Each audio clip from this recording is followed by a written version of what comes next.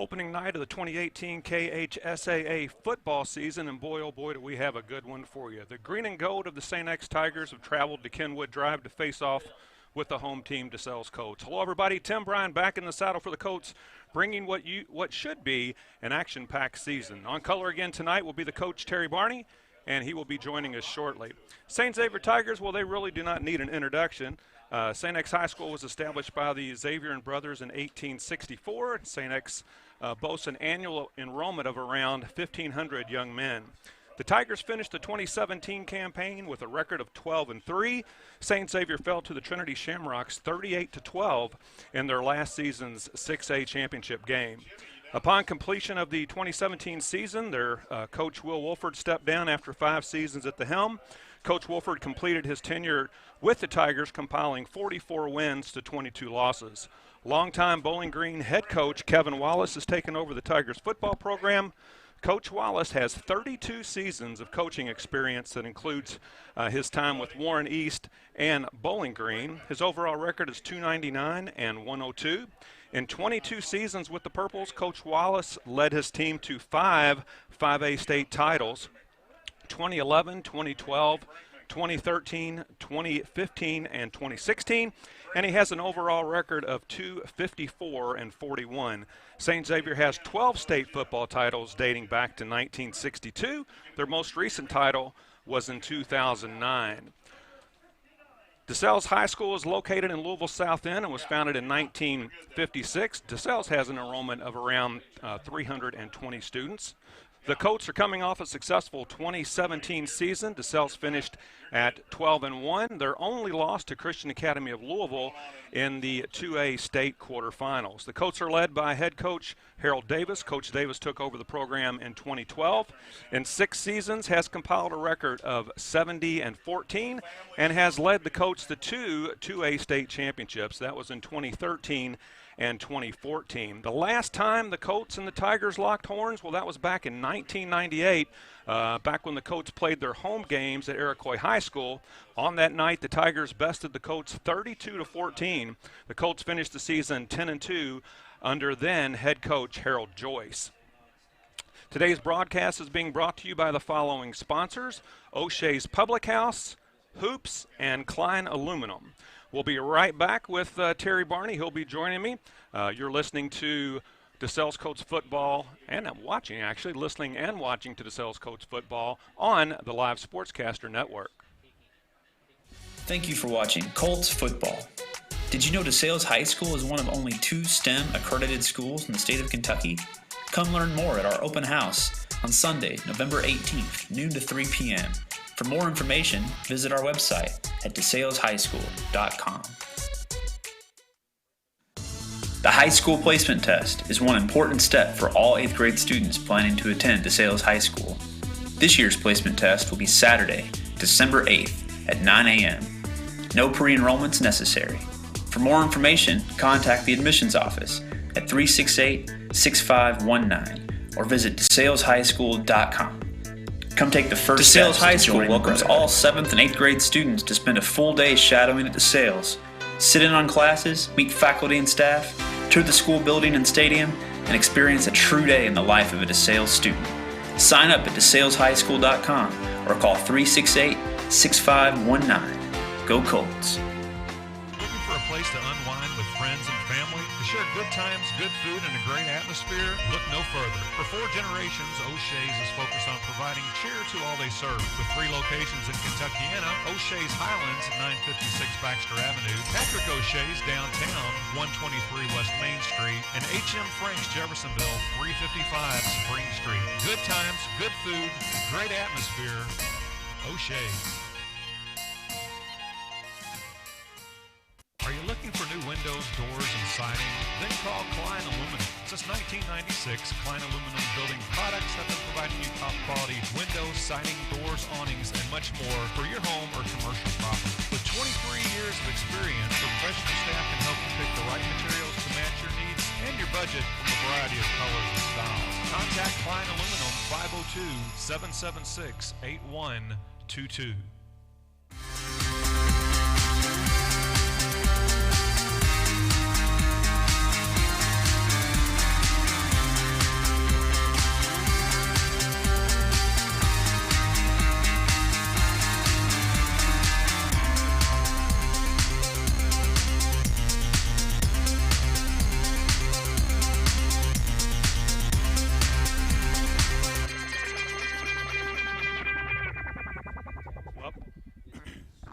Welcome back to our pregame coverage of DeSales football on the Live Sportscaster Network. Welcome in now my color commentator for tonight's game, Terry Barney. How are you doing, Terry? Good, doing well, Tim. Thank you. All right, well, a few things we need to talk about before we get started. You and I haven't done a game together for a while, and I saw on Facebook lately that you just celebrated a special event. What was that? They call it an anniversary. They call it an anniversary. Right, and I got 32 of those in me now. So 32. It's been pretty good. That's awesome. We celebrated 31 in December. So that's a good chunk of time, man. So you know how I feel. Yeah. There you go. I know exactly how you feel. One more thing that I wanted to talk about. There's been some changes at DeSales. DeSales has a new president. That is correct. Rick Blackwell took over when Doug Strothman left for another career. Rick's going to be very good for us. All right, and let's talk about some keys to the game. I know I read Jason Frake's column that Saint Xavier announced that their starting quarterback was hurt. Keegan Sullivan injured his thumb, and he's being replaced by junior Douglas Bodane. How do you think that will impact the game, or will it have any impact at all? Well, for St. X, that may cause them to change some strategies. Maybe they don't pass as much. I'm really not quite sure what their starting quarterback was good at. He was probably a pretty good passer, so perhaps they might take some of the passing game out, but for sure they're going to run the ball. And one thing you notice, St. Xavier, by the number of kids they have on the field, they didn't dress quite as many as they normally do. They normally dress up to 99. They dressed 65 tonight, and they said the reason for that was kind of the constraints on the sideline. But that is going to be a sticking point for the Colts tonight with the depth that the Tigers are going to have at each position. What do the Colts have to do tonight to combat that depth that the Tigers have? Well, obviously it's not going to be easy. We've got, fortunately though, most of our people that go both ways are skilled kids. Cornerbacks, running backs, receivers. Typically they're, how do you say it, a little bit slender, a little bit in better shape, so it's not as though it's an offensive lineman going over on defense as a defensive lineman immediately. So the fatigue factor won't be quite as great, but for sure it's going to add up as the night goes on. And I know it's cliche, it's mentioned in every football game, but taking care of the ball is going to be paramount. With a team like St. Xavier, you're not going to be able to give them free touches. You're not going to be able to turn the ball over and expect to come out on the winning end. What do the Colts have to do to protect that football tonight? Well, I would think Ty Scroggins, offensive coordinator here at DeSales, he's completely aware of that factor. So I would assume we're going to run the ball more often than pass, and we're going to pass when necessary and throw one or two passes in there to try to keep St. X honest on defense. But unless we just actually drop the ball, we're going to I got a feeling we're going to run the ball a whole lot more than we're going to try to throw it in the air. And you and I have enough gray in our heads that we realize when the St. X DeSales was a really big game. It happened every year. They played every year for a lot of those years. The games were really competitive, but there came a stretch where the games weren't quite so competitive, and they stopped playing that series. But now this is the beginning of a 3-year series. They're going to play 2 here at DeSales and 1 at St. X. It is kind of a big game, but what do these kids need to do in order to calm their nerves and just come out and play the game? Well, they probably won't calm their nerves until the first hit. Yeah. Whether they're kickoff, whether they're receiving team, whether it's first offensive play, first defensive play, it may take 2, but then they'll calm down. I'm sure in the locker room right now, they're all they're pumped up. They're probably talking their own trash. They're nervous, but once they get to start to play, they're not going to be as nervous anymore. They may get nervous on a particular hit, but then hopefully we'll come back and we'll just hit them just as hard. Yeah. All right, well, glad to be back in the press box again with you, Terry. We're going to take another commercial break. We have a few spots that we have to run, but we'll be back shortly. This is pregame coverage of DeSales Colts football on the Live Sportscaster Network. Thank you for watching Colts football. Did you know DeSales High School is one of only 2 STEM accredited schools in the state of Kentucky? Come learn more at our open house on Sunday, November 18th, noon to 3 p.m. For more information, visit our website at DeSalesHighSchool.com. The high school placement test is one important step for all 8th grade students planning to attend DeSales High School. This year's placement test will be Saturday, December 8th at 9 a.m. No pre-enrollments necessary. For more information, contact the admissions office at 368-6519 or visit DeSalesHighSchool.com. Come take the first steps to joining the Brotherhood. DeSales High School welcomes all 7th and 8th grade students to spend a full day shadowing at DeSales. Sit in on classes, meet faculty and staff, tour the school building and stadium, and experience a true day in the life of a DeSales student. Sign up at DeSalesHighSchool.com or call 368-6519. Go Colts. Come be a Colt for a day. There's no better way to experience what DeSales is all about. Shadow and see how DeSales offers the most personal, individually focused high school experience that so many students prefer. We invite 7th and 8th grade boys to accompany a freshman or sophomore to a typical DeSales school day. Meet students, teachers, and enjoy a great lunch. It's a fun and informative day on our campus. For more information, call 368-6519 or visit DeSalesHighSchool.com. Go Colts! Faith, brotherhood, tradition. These are the pillars of the DeSales experience. DeSales High School is an all-male, college-preparatory Catholic school committed to the total development of its students. DeSales provides challenging, engaging studies and a personalized learning environment, giving special attention to the academic and social needs of each individual student.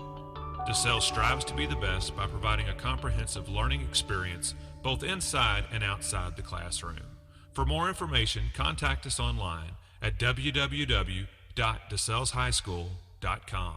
Looking for a place to unwind with friends and family, to share good times, good food, and a great atmosphere? Look no further. For 4 generations, O'Shea's is focused on providing cheer to all they serve. With 3 locations in Kentuckyana, O'Shea's Highlands at 956 Baxter Avenue, Patrick O'Shea's downtown, 123 West Main Street, and H.M. Frank's Jeffersonville, 355 Spring Street. Good times, good food, great atmosphere. O'Shea's. Are you looking for new windows, doors, and siding? Then call Klein Aluminum. Since 1996, Klein Aluminum Building Products have been providing you top-quality windows, siding, doors, awnings, and much more for your home or commercial property. With 23 years of experience, the professional staff can help you pick the right materials to match your needs and your budget from a variety of colors and styles. Contact Klein Aluminum 502-776-8122.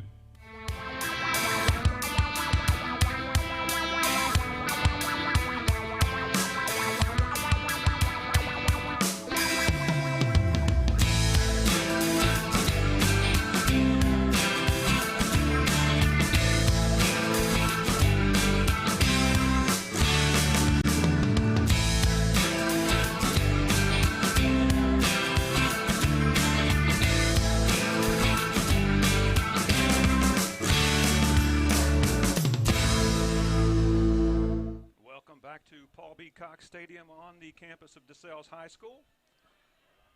Pre-game coverage of the DeSales Colts and the Saint Xavier Tigers ball game. And with me tonight, as I said a moment ago, is Terry Barney. And quickly, we're going to cover a few things that are going on in and around DeSales. I know they had I think they had their season opener today in soccer. Did you happen to hear how that went? Unfortunately, I did not. As a matter of fact, they may still be playing at this time. I Okay. know a lot of the soccer players were disappointed that they actually had to play soccer instead of come here. Not that they don't love soccer, but they wanted to be at this game. Right, right. Well, as an equal opportunity broadcaster, I do have some upcoming soccer games. The Colts are going to be playing their next 3 games at home. They're going to play St. Francis at home on August the 19th. That's a 6 p.m. start. On August the 21st, they'll be playing Mel here at Paul B. Cox Stadium, 7 p.m. start. And then August the 22nd, they'll be playing Atherton here at home, and that is also a 7 p.m. start. A couple things coming up on Wednesday, September the 12th, 6 p.m. It's the 18th annual Hall of Honors Award Night. Can you tell us a little bit more about that? I do know that there's typically 4 inductees. Honestly, I cannot remember all 4 of them at this particular time. It's a great event. It's a chance to honor former students, former employees possibly that have contributed to DeSales for an extended time. It's wonderful. They get a chance to express their gratitude and share a little bit of history of their time at DeSales. But it's pretty neat. And I think I saw something that actually came in the mail. I think local radio personality Tony Vanetti is going to be the master of ceremonies for that evening. So that should be fun if you ever listen to him on the radio. I listen to him quite a bit, and he's and I tell you what, if he didn't go to Trinity, he'd have come to DeSales. Yeah. He's a pretty good guy. He supports us. He would come and do the afternoon underdogs here at DeSales, and you would have thought he was a DeSales grad. Yeah. He's pretty good. All right, and it's never too early to plan. There's a big thing coming up for all 8th graders. That's the placement exam. That's coming up on Saturday, December the 2nd at 8 a.m., the placement test. Anything you can... And that is obviously an opportunity for any 8th graders who are interested in DeSales or Catholic school. They'll want to come to DeSales, take that placement test. It's an opportunity to say, for us to see just how many students are seriously interested. Plenty of times students will take a test at a different Catholic high school. They'll transfer their scores to us, which is always good, and we'll lose a couple, and they'll transfer their scores to other schools. But it is an opportunity for people to start saying, okay, this is the school that I'm truly interested in at this time. Do you remember did you take the placement test here at DeSales? I did get to take the test, and honestly, I can't remember how I did, I just knew I was going to come to DeSales High School. So regardless of, well, I know I did well. Yeah. Let me get that straight now. I remember the day that I took the placement test because the proctor in the classroom was Jim Cahill. Oh, my. And, Mr. Cahill didn't say a whole lot, and I think the silence in the room was probably eerie? it was eerie. But yeah, I remember that. That was a few years ago, but I remember my and high probably school one of the placement nicest test. coaches and the most gentle man around. Yeah. Jim Cahill. Yeah. Okay, you can check in with us if you're a DeSales alum and you you have a memory you'd like to share, something about your time at DeSales. You can do that, and you're asking yourself, well, how can I do that? Well, you can tweet to myself at Tim Bryan, TIMBRIAN, or at Terry Barney 2. That's TERRYBARNEY 2. Or you can tweet using hashtag Colt Pride or hashtag DCP, and we'll try to share some of those between quarters and maybe at halftime. Some other area games going on tonight. Manual is at Central. Cal is playing South Oldham, and that's another game that you can watch on the Live Sportscaster Network. Trinity is on the road at Carmel, Indiana, and Ballard is playing Boyd County. And for those who have tuned in early, I'm going to have a really easy trivia question for you. I'm going to try to finagle a DeSales Colts T-shirt out of Don Bowers for this trivia question. But it's an easy question. This is a combination facility here. It's football and baseball, as you can see in the right-hand corner of our picture. The baseball field is actually named after an athletic director, former athletic director here at DeSales. If you can tell us who that athletic director was, you can tweet it to myself or to Terry Barney, and if you're the first one with the correct answer, we will hook you up with that DeSales T-shirt. All right, upcoming games for DeSales. They're going to play on the 24th. The next 3 games is actually going to be on the road. They're going to play the 24th at Butler, the 31st at Holy Cross, and then September the 14th at Fern Creek. It's exactly the opposite for the Saint Xavier Tigers. They're going to play their next 3 home games at home. However, they do have a bye next week. They'll be playing August the 31st. They'll be playing Bowling Green at home. They're going to play Fairdale at home on September the 7th, and then they're going to play Central at home on September the 14th. We're going to take our last break. When we come back, we should be about ready for that coin toss and some final words before kickoff from Terry Barney. This is Tim Bryan and Terry Barney with you on the Live Sportscaster Network, and you're watching DeSales Colts football.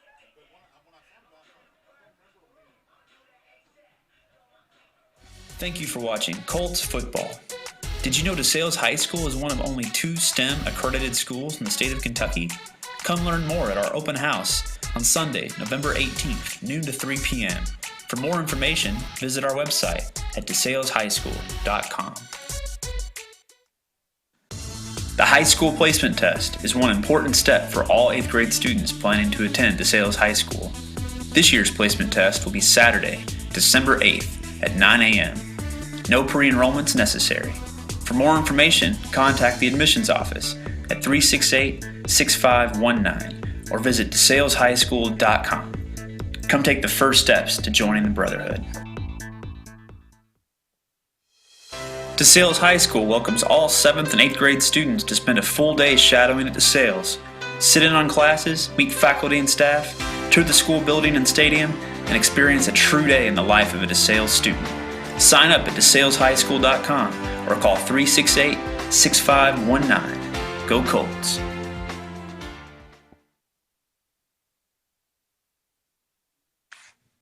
Come be a coach for a day. There's no better way to experience what DeSales is all about. Shadow and see how DeSales offers the most personal, individually focused high school experience that so many students prefer. We invite 7th and 8th grade boys to accompany a freshman or sophomore through a typical DeSales school day. Meet students, teachers, and enjoy a great lunch. It's a fun and informative day on our campus. For more information, call 368-6519 or visit DeSalesHighSchool.com. Go Colts!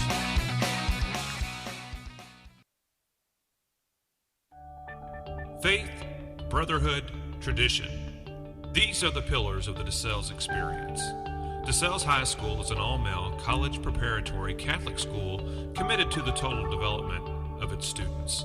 DeSales provides challenging, engaging studies and a personalized learning environment, giving special attention to the academic and social needs of each individual student.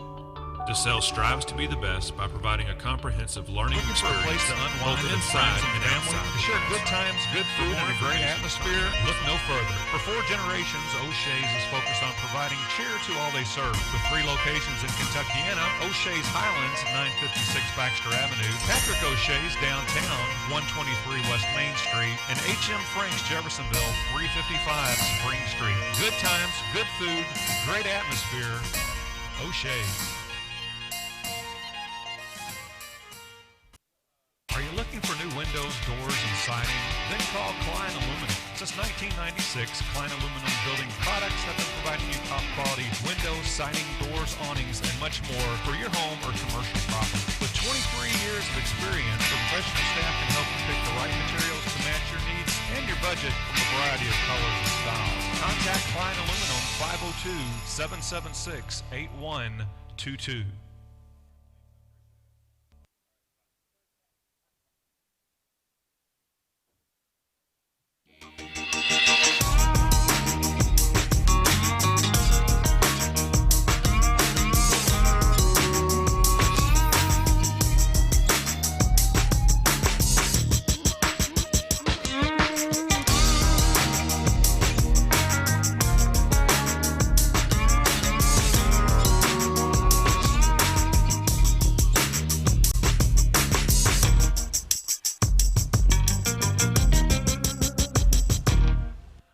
Back at Paul B. Cox Stadium on the campus of DeSales High School, Tim Bryan and Terry Barney bringing you all the action tonight. Terry, from an offensive standpoint, what can we expect to see from the Colts tonight? We're going to probably be, I'm going to say, pretty methodical. Ty's going to run the ball. He's going to make sure that we keep the ball secure. He's going to take his chances when he gets the opportunity.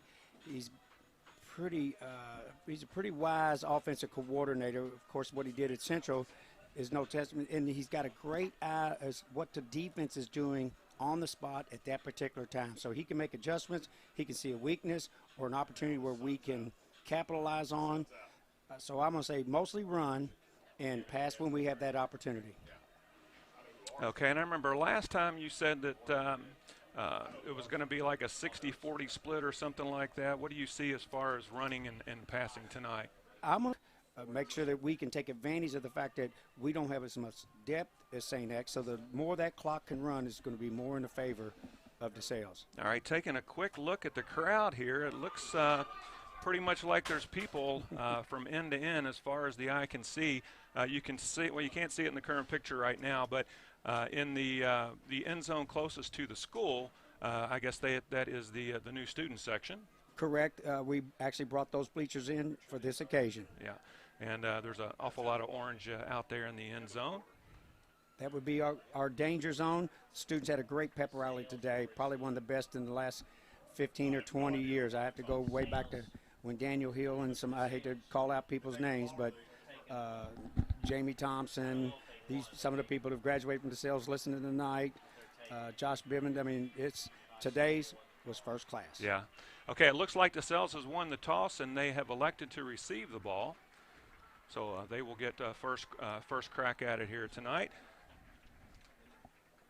7:28, 2 minutes and 20 seconds still to tick off the clock before we can get this show on the road.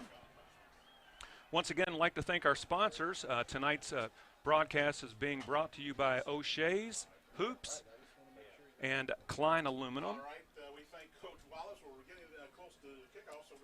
And you're going to hear some other folks talking during the game. We are actually sharing our part of the press box with the Saint X radio, longtime radio folks, John Spears and Tony Burke. They've been doing this for a long time, and they do a great job at it. I told John I was going to have one earphone off trying to steal all of his good stuff tonight. Well, if we need any information about Saint X, we can get it from John and Tony, of course. They've been doing this for a while. I catch myself listening to them from time to time. Don't get mad at me, salespeople. I do too. If you're riding down the road and just want something to listen to, very good announcers. John actually has his own radio show. It's 1 or 2 hours in the evening on, I think it's WXVW. Okay. Is that where your show is, John, WXVW? He's got his headphones on, WXVW. Yeah, he's capped up too. Well, that's one station I haven't tuned into, but I don't want to get carried away. But I do like listening to him when he calls the games. Yeah. I'm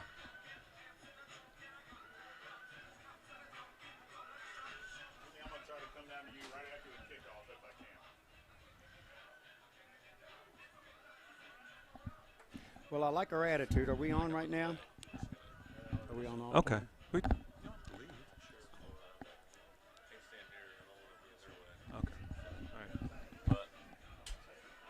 Let me scoot these over here.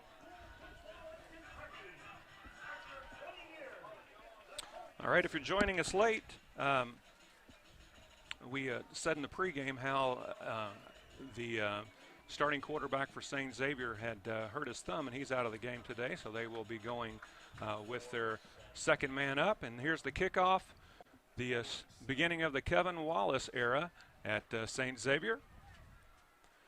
Received it deep, probably around the 4-yard line, made it back to the 15, took a huge hit.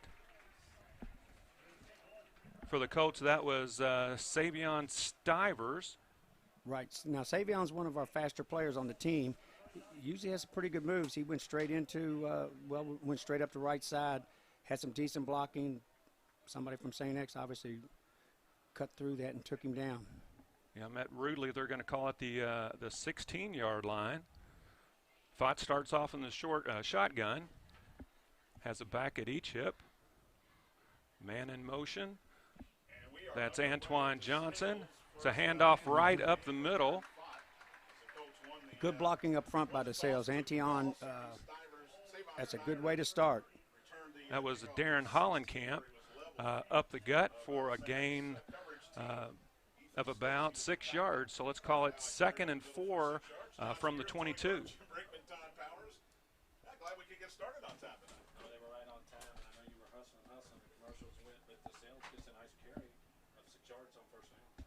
Well, it was good to see him run on first down since I thought they were going to run the ball more often than pass. Fott under center. We have a receiver wide to the left. It's another handoff to Antion Johnson, and he makes his way to about the 29-yard line. That's going to be enough for the first down.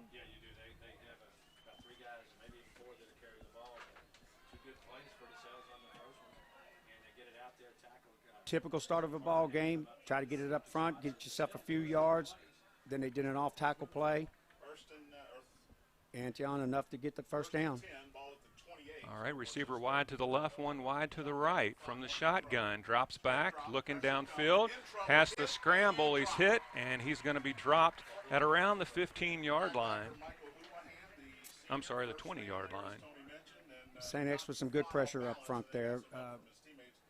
They made a play fake in order for him to try to free up Aaron to get to the outside, but that's going to make it 2nd and 19 from the 15-yard line. 10 minutes and 26 seconds left in the first quarter. Ball on the right hash, second and long for DeSales. Johnson in the backfield behind Fox. From the shotgun, it's a handoff to Antion once again, and he barrels his way up for just a few yards. good blocking up front. You pick yourself up about 6 yards after the sack. I like the way the DeSales is opening up the hose. I'm going to say that the linebackers from St. X are actually closing in relatively quickly, but when you get 4 yards past the line of scrimmage. All right, trip receivers to the right for the Colts. Fight from the shotgun. Drops back, he looks, he finds an opening up the left side, cuts it toward the middle. He's going to be brought down around the 29-yard line. It's going to make it a gain of about 11, but it's still going to be 4th down for the Colts. And it looks like they are, at this point of the game, they're going to go ahead and punt this ball away. That was a designated run from the beginning. He was in shotgun, showed pass, but he immediately tucked that ball, had some nice blocking up front, got into the secondary. Fought the punter for the Colts. There's the snap. The punt's away, and it's a pretty good punt. Backed up at the 40-yard line is Desmond Andrew Abagu, and he's dropped right at the 40-yard line. I didn't see who made the tackle there. Did you, Terry? Number 24. Number 24. That was Derek Hollenkamp. He's the younger brother of Darren. The 6'2", 165-pound sophomore. Nice coverage by DeSales on that one. Aaron had the ball up there. Nice hang time. Gave us enough time to get down the field. That's my fault, by the way. Good coverage. Error me. You doing all right tonight, Jimmy? All right, now we get to see Douglas Bodine. Yeah. He's also from the shotgun, has a receiver at each hip. Douglas Bodine in the shotgun. 2 to the top of your pitcher, 1 to the bottom. H-back to his right. That's Johnston. Zach Johnston, the tight end. Resets, and now here's the snap. Bodine, quick throw. It's going to be a quick pass, and it's going to be a little handoff to number 42, and that is Devin Armstrong. And what looked like was going to be a fairly controlled play ends up being a pretty good gain there for the Tigers. Right, it was just a simple hook, what they used to call the hook and lateral. Tight end went out, the inside receiver went out, running back came out, he tossed it to him. That's the word I couldn't come up with, lateral. From the shotgun, 2 to the top, hands off to the man in the backfield. That's Colton Parrish, and he bulls his way forward for a few yards. We're going to call it 2nd and 7 from the 46. Oh, I'm sorry, that was Anthony Moretti. And Anthony will probably be carrying the ball. If they've run 55 offensive plays, I bet he carries it 25 of them. He's their bread and butter. All right, and the Wildcat is Moretti, and it's a little shuffle pass, and it's a fumble. It looks like DeSales is going to fall on it at about the 48-yard line. No. Because it was an incomplete pass. Oh, okay. Incomplete it was pass. A shuffle pass. I'm not going to take anything away from him, but he's not a quarterback. Yeah. But he is a pretty good running back. Nice shuffle pass. Unfortunately, fortunately for us, it was an incomplete pass. We did recover. 3rd and 7 from the 43. First set of downs for the Tigers.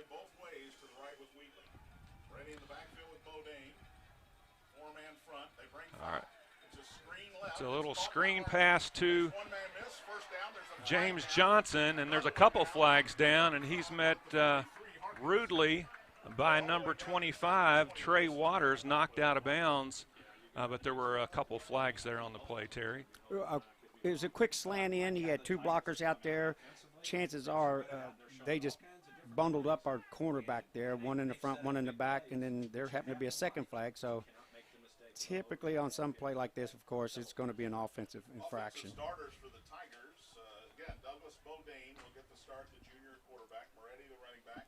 Zach Johnston, the tight end. The receivers. All right, if you're joining us late, DeSales won the toss. They elected to receive. They did get a first down, but then ended up having to punt. Tigers took it on about their 45-yard line originally, and now they're marching off this penalty.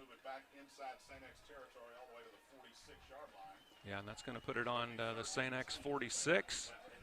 So they took the holding play, which obviously that's from the point of infraction. They took it back 10 yards, so now it looks like Saint X is about 3rd and 20. Come on, defense. Yeah, 3rd and 18 from the 46. Bodine from the shotgun, 2 men in the back, and wide receivers to each end.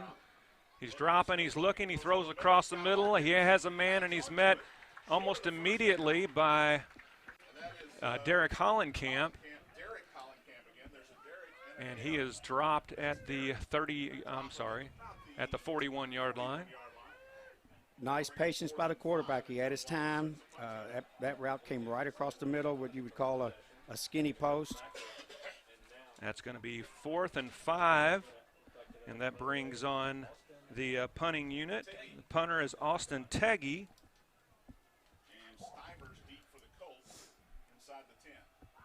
And the punt is up, and it bounces at about the 10 and rose to about the 6-yard line. So it's going to come to rest around the 6 or 7-yard line, and the Colts are going to take over. Let's call it on the 8-yard line. So it's going to be 1st and 10 for the Colts from the 8. So we call it a draw on the first 2 possessions. We get ours. We have to punt because of a sack. Couldn't regain.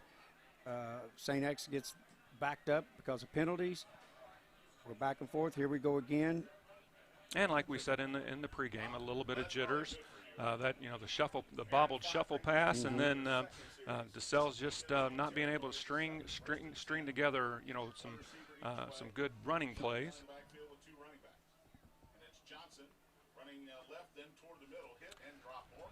Antion Johnson right up the middle, and he hits those big linemen for the Tigers. And it looks like they're trying to stay in between the guards and tackles right now. It's just a quick trap. St. X actually, they kind of collapsed in on that pretty good. We couldn't get the trap man blocked. Gain of 1, 2nd and 9 from the 8, 6:49 in the first quarter. Tim Bryan, Terry Barney coming to you live from Paul B. Cox Stadium here at DeSales.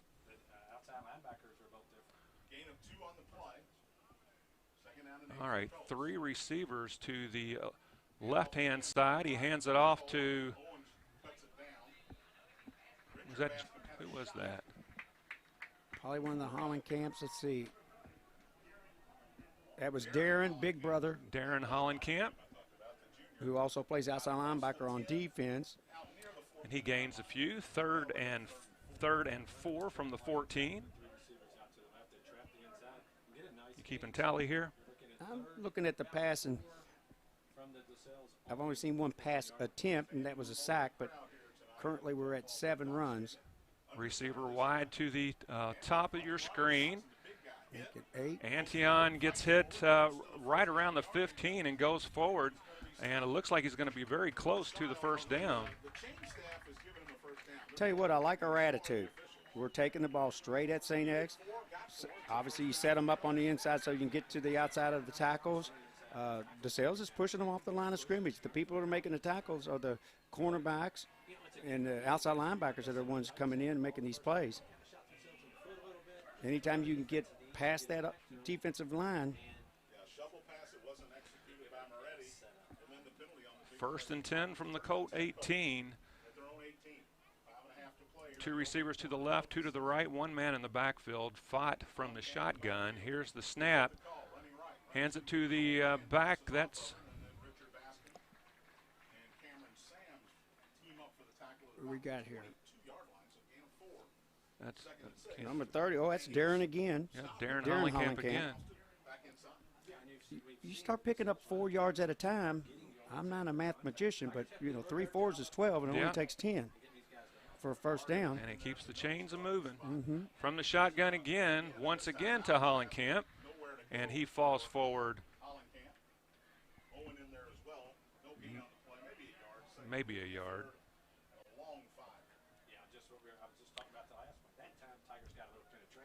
Third and 6 from the 22, 4:40 remaining in this first quarter. So we've gone through about 8 minutes, and DeSales has yet to throw a pass. Well, they have had some success, like you said. If they keep gobbling up 4 yards a carry, that's gonna suffice. From the shotgun again, he's looking to pass, fought back, looking, has a man open. That was Chase O'Neal. He was open about 10 yards deep. The ball was thrown at his feet, and the Colts will be punting once more. Yeah, he did get a little nervous, it looked like, his first real pass, if you will. Well, the coverage was initially there. Not the coverage. The protection was initially there, and then somebody shot through the line. He's going to move left and right more than he's just going to stand in the pocket to make any kind of pass. The punt's away. It's going to bounce out of bounds at about the 38-yard line. So the Tigers will take over in DeSales territory. 4 minutes and 9 seconds have clicked through. I mean, there's 4 minutes and 9 seconds remaining here in the first quarter. And it's great to have your quarterback who has the ability to punt just as well, right? But sometimes you've ran several plays, your energy level, I know it's still early in the game, but it's not always the same as it is if you were a punter who just came off from the sideline onto the field. That's your specialty. He's got a lot going through his head. All right, Bodine to the in the shotgun. 2 receivers to the right, 1 to the left. Hands it to Moretti. He's going to make his way to the 35-yard line, maybe. Going to call it, the ball's going to come to rest at the 36-yard line. 2nd and 6 for the Tigers. Well, the good news on that is Amos Griffith, our linebacker, he did get through the line of scrimmage. He read the play real well. Had initial contact behind the line of scrimmage, and this running back took him for another yard or two.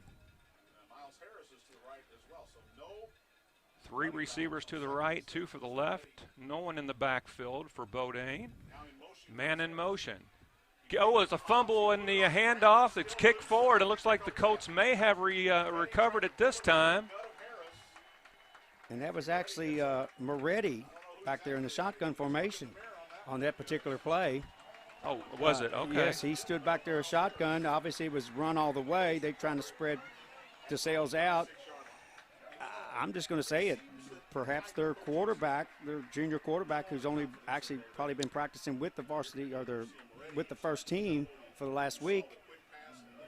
Maybe they had this plan before, but they're using Moretti more often back there in that shotgun. Obviously, it's running plays, but that could be a strategy that St. X says. Maybe we don't want him throwing the ball just yet. We get ahead, they'll start throwing it.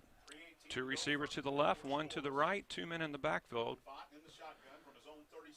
And that is to Johnson. Johnson busts his way forward.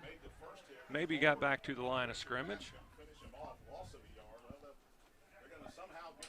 Nose tackle got a hold of him that time. He broke through. St. X running an odd front, meaning they call it a 34 or 30.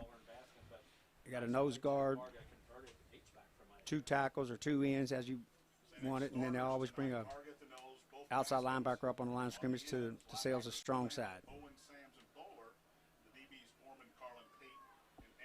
All right. Same lineup as the previous play. Dropping back is Fott. He has a man open and it's intercepted on the 30-yard line. Looks like Jacob Heggie intercepted that ball for the Tigers. And that's your third pass play? Is that what was your second pass? That would be 1, 2. Yeah. Oh, nice throw. He probably just didn't get, obviously, he just didn't get enough underneath it because the DB was actually in front of our receiver. Dimitri's one of our better receivers. Unfortunately, the ball just wasn't exactly where Meaty, they call him Meaty, Dimitri Scott, just wasn't in a position where he could compete for it. Yeah, he was trying to come back to the ball, but it just didn't happen. All right, so a turnover apiece for each team. 2 receivers to the top, 1 to the bottom for the Tigers, and there's a flag on the play.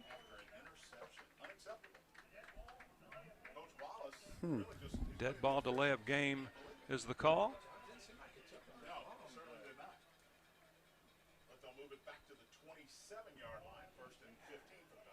And, you know, some things like that, like it's a delay of game. And, you know, I'm sure DeSales fans are cheering. But early in the game, early in the season, there's a chance they got people coming in and out. They're trying to call a play.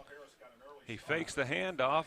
Right up the middle is Marietta again. Yeah. Marietta. Moretti. He's going to have 3 syllables and 2 syllables throughout the night. That's the only thing I can say. Let's call him Moretti. How about that? And I'm just saying it now. Well, there's a young man that played baseball for DeSales a few years ago. His last name was Weeder or Wider, but I don't think I ever got it right. It was 50-50. All right, here's the snap from the shotgun. Looking downfield. Now he tucks it away and running. Bodine makes his way to the 40-yard line, almost maybe to the 41, almost enough for the first down, and there's a late flag on the play. That was a design draw play. It didn't look as though he had any intentions of passing the ball. The receivers were downfield blocking already. Took advantage of it. Ooh, and this is one of the large variety. That's going to be 15 yards stepped off by the ref. They're going to drop the ball on about the 44-yard line. Going in. And that's one of the things we mentioned in the pregame. You know, you're not going to be able to give these guys extra downs and extra yards if you hope to compete with them. Correct. Especially you give them an additional 15 yards. We had them. It was going to be 3rd and 3. Now they got 1st and 10 on our side of the. All right, man in motion. 50. Right to left, and they're going to call. The Tigers are calling a timeout, so we're going to take a timeout ourselves. This is Tim Bryan and Terry Barney with you on the Live Sportscaster Broadcaster Network, and you're watching DeSales Colts football. Thank you for watching Colts football. Did you know DeSales High School is one of only 2 STEM accredited schools in the state of Kentucky? Come learn more at our open house on Sunday, November 18th, noon to 3 p.m.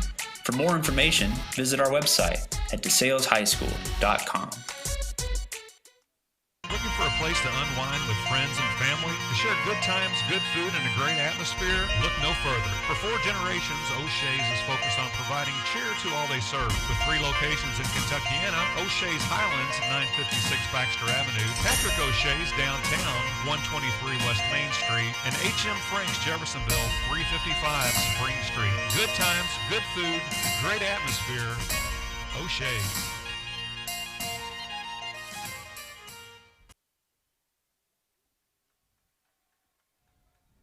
Welcome back to Paul B. Cox Stadium. 1st and 10 from the 44 for the Tigers. 2 men in motion this time. Both come set on the right side of the line from the shotgun and a pitch. It's going to be Moretti around the right side. Met, who's number 15? Looks like Amos Griffith. Ebenezer Griffith, yeah. I'm sorry. Little brother, Ebenezer. That's no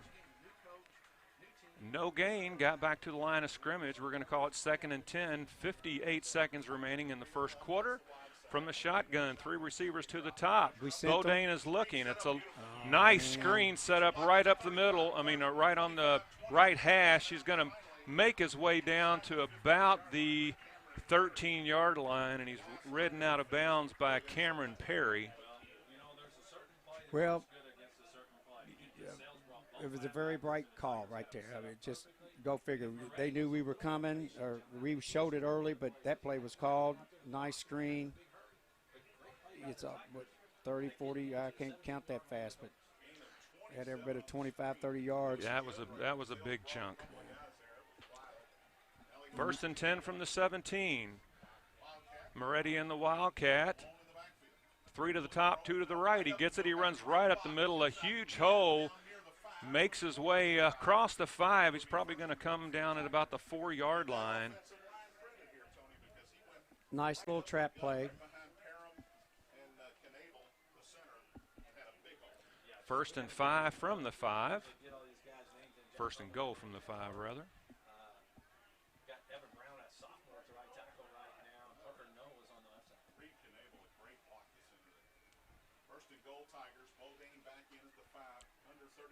Two receivers wide to the left from the shotgun. Handoff to Moretti, and he makes it, comes to rest at about the 1-yard line. Tripped up. Just a little off tackle play. They're just going to pound it in, or they're going to do their best to pound it in.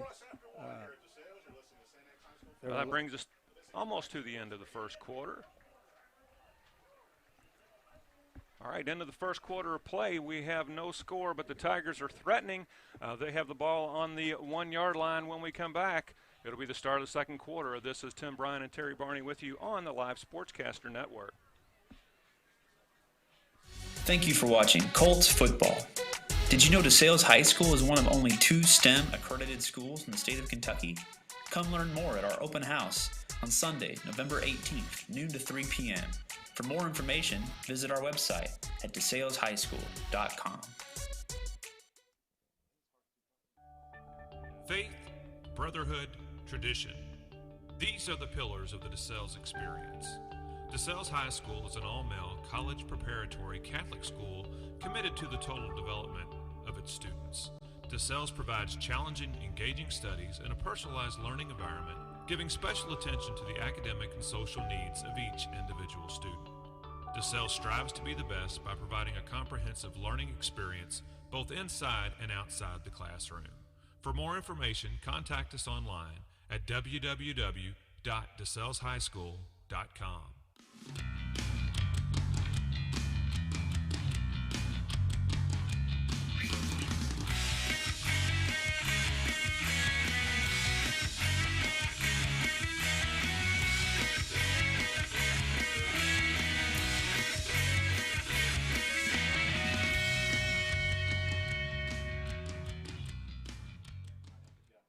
Start of the second quarter.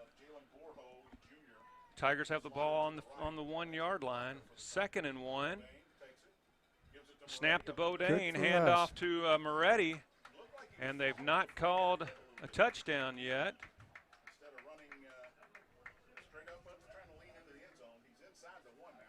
No, that was a nice close in from our defensive end out there, actually outside linebacker.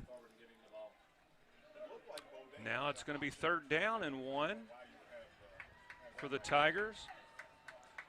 And I just wonder why they're not doing the direct snap like they were doing, because that seemed to have been working really well for them. But once again to Bodine, to Moretti, and he's met by a bunch of Colts and stood up. How about that? How about that? On the 1-yard line. So after 3 attempts to punch the ball in, we'll have to see if the Tigers are going to go for it here on 4th down. What a nice stance.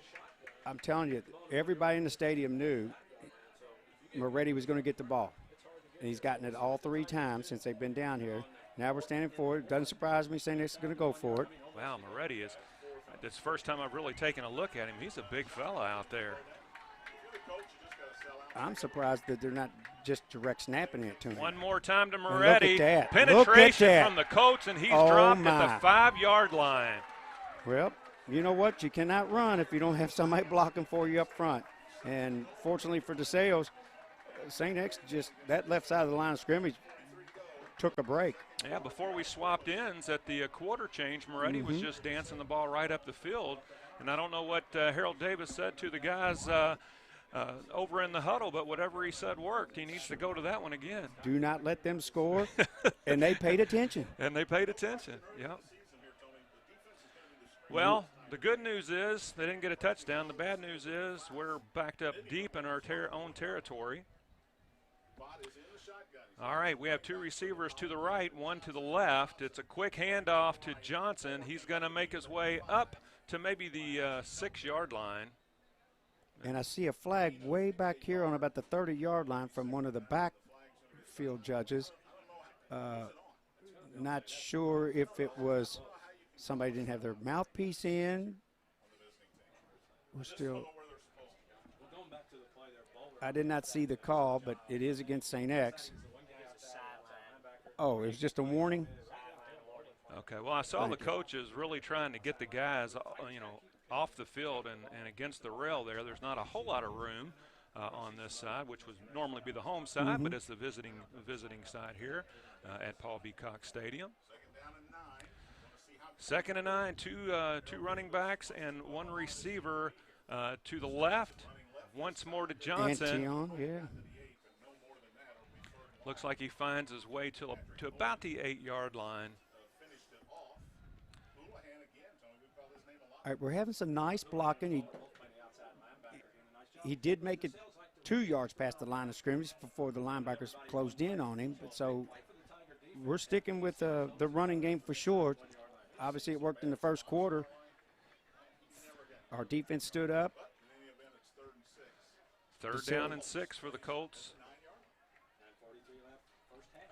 Looking for that 6-yard play. Yeah, I was just getting ready to say that, Terry Barney. You beat me to it. Receivers wide to the left and wide to the right. Drops back, looks.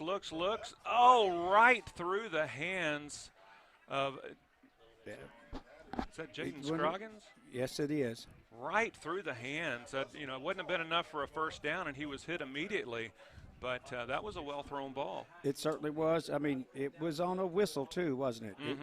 I'll say this. Aaron put some spit on it. He sure did. It'd have been a good catch, and Jaden's capable of making those kind of catches. That's why, of course, as a sophomore, he's in there. All right, Fott back to punt once more. I believe this is his third punt of the game.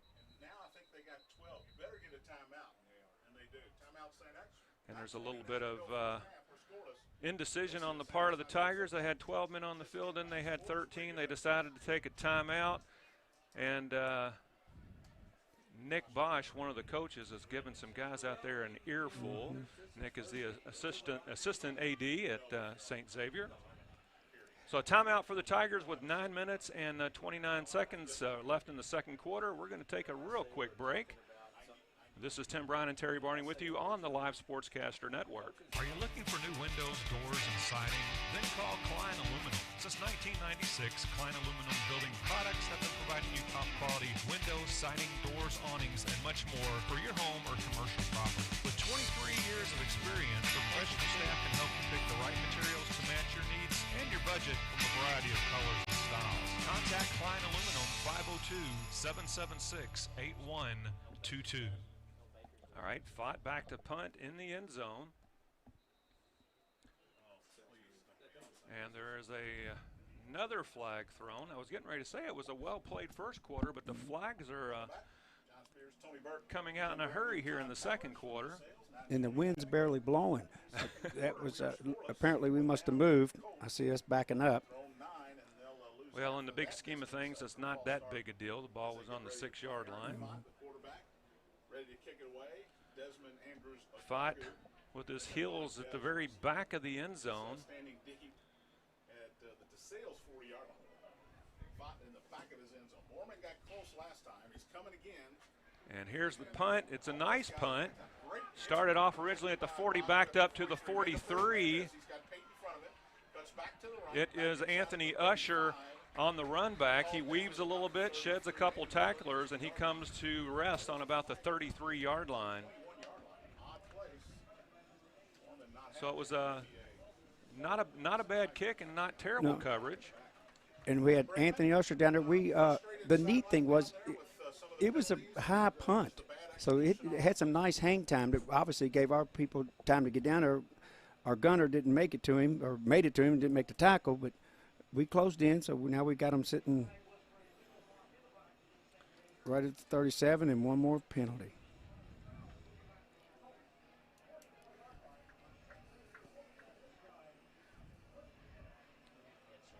That's going to put the ball 1st and 10 on the 44-yard line.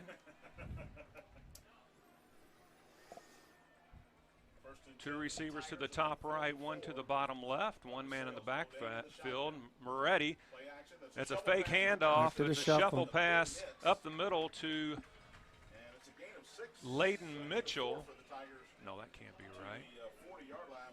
It's one Zach Johnston. Yeah, Zach Johnston. I was going to say this. My sheet. 6'3", 215-pound tight end Zach Johnston for the Tigers.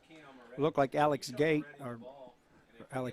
our defensive tackle, just followed him all the way down the line of scrimmage. Gain of 4, 2nd and 6. 8:43 in the second quarter. All right, from the shotgun, a fake handoff to Moretti. Bodine goes right up the middle for a nice gain. It's going to come down to about the 32-yard line. Gain of 7. Let's call it 2nd and 3. And you would think that the defense maybe would have a little momentum after that last goal line stance. And you would think St. X, perhaps their offensive coordinator, their offensive coaches probably said, don't get us back down here and not do something that's going to help us score.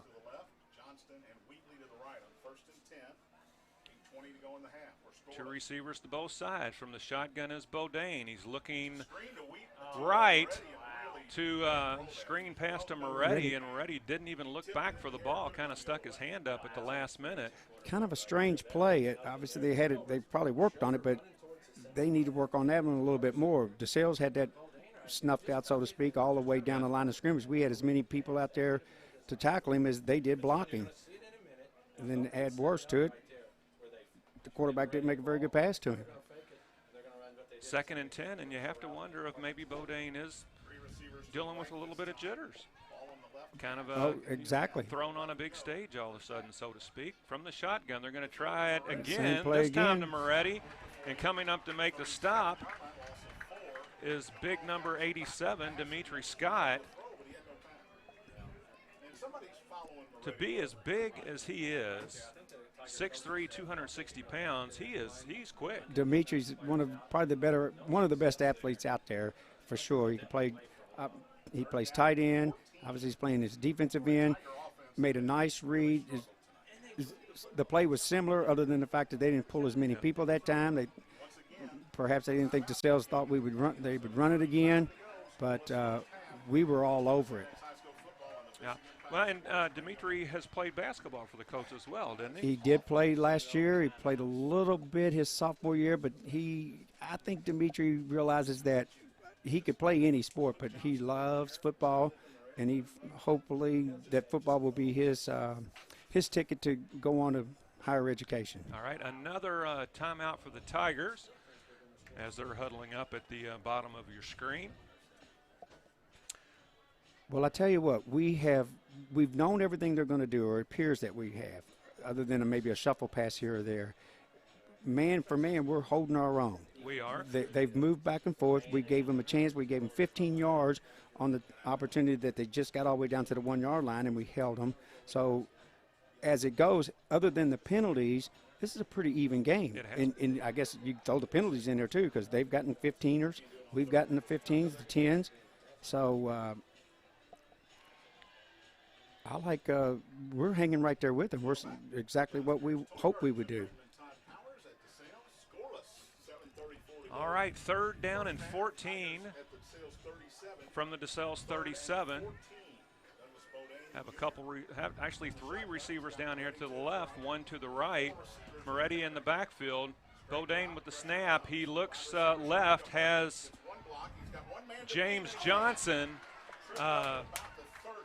They hook up for the catch. And Derek Hollenkamp, number 24. Yeah, number 24, Hollenkamp, the 6'2 sophomore, with a nice little shoe tackle to keep him from making his way to the end zone. Pretty good read. I saw Derek starting to cheat in because it looked like it was a pass option. He read it well. He closed in. 4th down and 7 from the 31. 6:58 remaining in the second quarter. Looks like from the shotgun, 2 receivers right, 2 receivers left. Looking downfield, has a man wide open over the middle. He was able to make some separation from Cameron Perry right over the middle with a nice catch at about the 6-yard line. It's going to be first and goal from the 6 for the Tigers, and we'll see if the DeSales defense can stiffen up once more. Right. Now that's frustrating because we had decent coverage. Unfortunately, he had too much time back there to throw the ball. You give a quarterback that much time, somebody's going to get open. And Bodine looked really nice on that pass play from the shotgun. He's looking again, has a man right on the right hash, catches it about the 2-yard line. Let's see who came down with it. Right at the 1-yard line, gain of 5. And Looked like Luke Wheatley. a couple of receivers off before he found one. Okay. And the DeSales Colts are going to take their first time out, and we'll do the same. Have 6 minutes and 4 seconds remaining in the second quarter. We have no score. This is Tim Bryan and Terry Barney with DeSales Colts football on the Live Sportscaster Network. Come be a coach for a day. There's no better way to experience what DeSales is all about. Shadow and see how DeSales offers the most personal, individually focused high school experience that so many students prefer. We invite 7th and 8th grade boys to accompany a freshman or sophomore through a typical DeSales school day. Meet students, teachers, and enjoy a great lunch. It's a fun and informative day on our campus. For more information, call 368-6519 or visit DeSalesHighSchool.com. Go Colts! Faith, brotherhood, tradition. These are the pillars of the DeSales experience.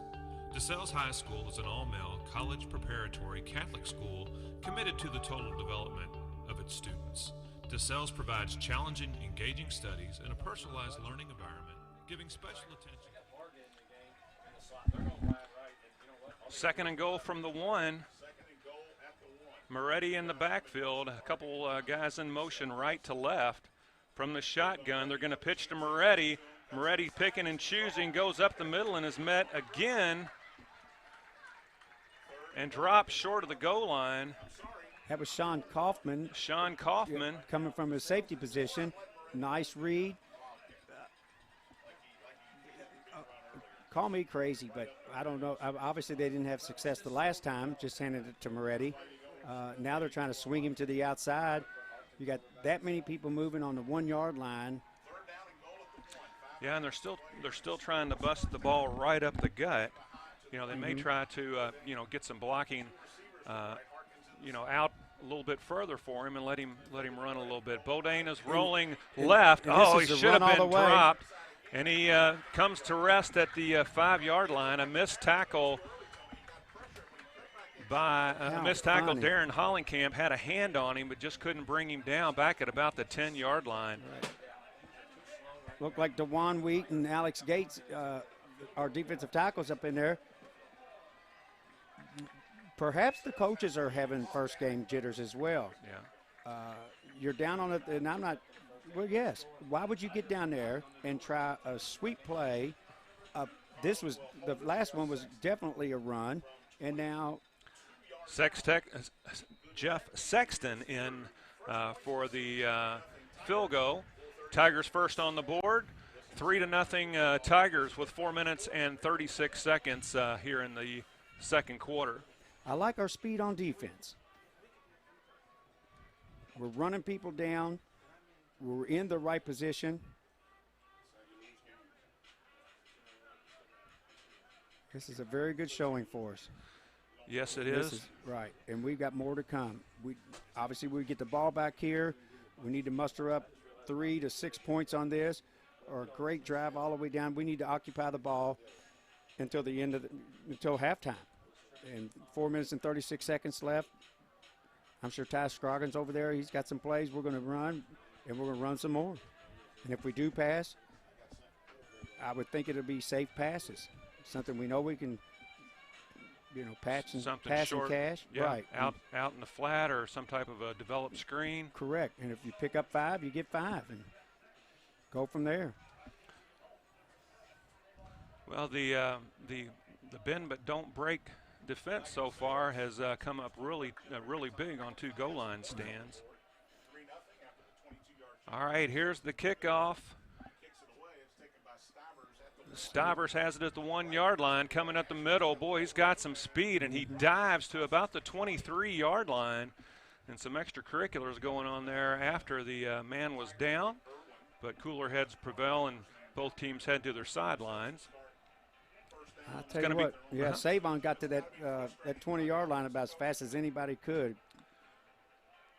Ball comes to rest on the 21-yard line. It'll be 1st and 10 for the DeSales Colts from their own 21. 4 minutes and 31 seconds here in the second quarter. 3-0 lead by the Colts. 3-0 lead for the Tigers. And if you're joining us late, the Colts, they've had some first downs. They've moved the ball some, but they've not been able to string a lot of plays together. From the shotgun, a handoff to Hollenkamp, and he muscles his way to the 30-yard line. That's a good gain. That's a gain of 8 or 9, depends on how they mark it. Gave him 8. It's going to be 2nd and 2 from the 29. Nice trap play up the middle. Darren's taking a load tonight. He's packed the ball about 5 or 6 times already. Keep getting my sheets backwards. There we go. Now I got it.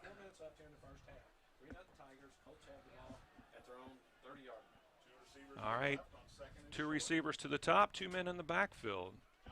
Fought from the shotgun. Here's the snap. Hands it to Johnson. Johnson, wow.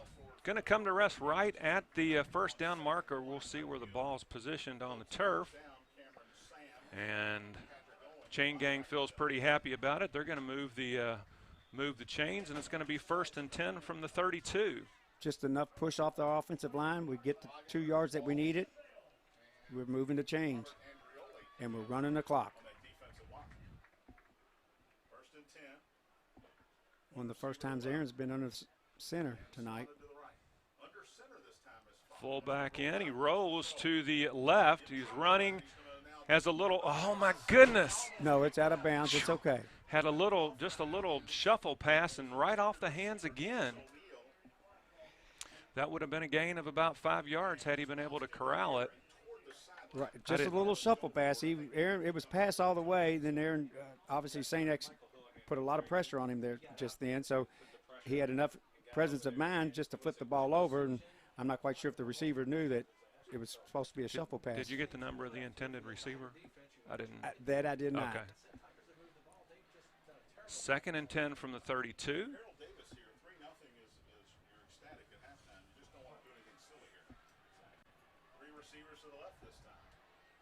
All right, from the shotgun, 3 to the top left, 1 to the right. 1 man in the backfield. St. X jumps, gets back. Looking downfield is Fott, has a man. That's Johnson. No, it's not. That's a Scott. That's Dimitri. Yeah, corrals that ball in at the 45-yard line, juggled it, brought it back in. And not only is he fast, he's a big load to bring down. He's got the softest hands out there. Nice play. Aaron gave himself time by moving around in the pocket. Dimitri just kept moving. Nice pass.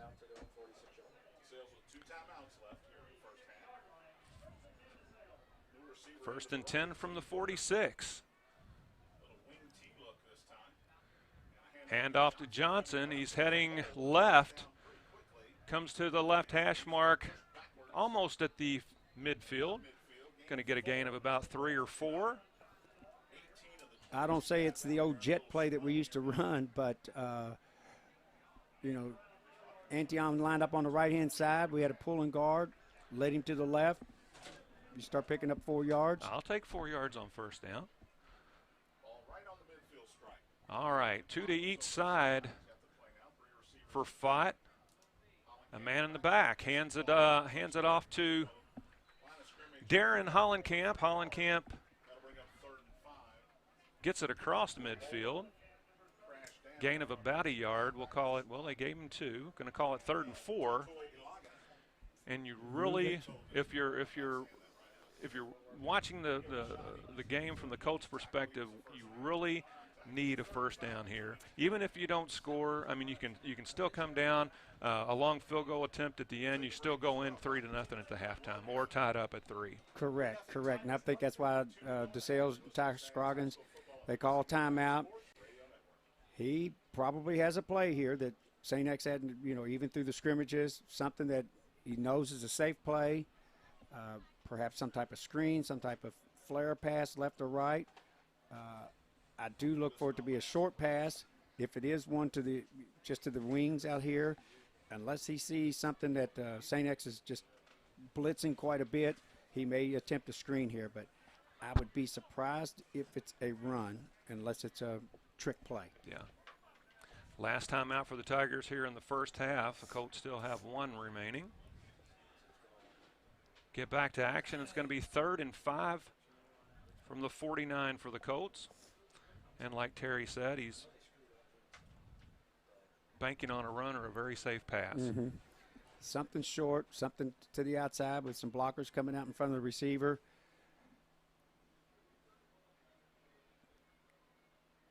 Probably something they've worked on that, okay, we need this situation. This could be a goal line 2-point conversion type play, if you will, only we're going to use it now.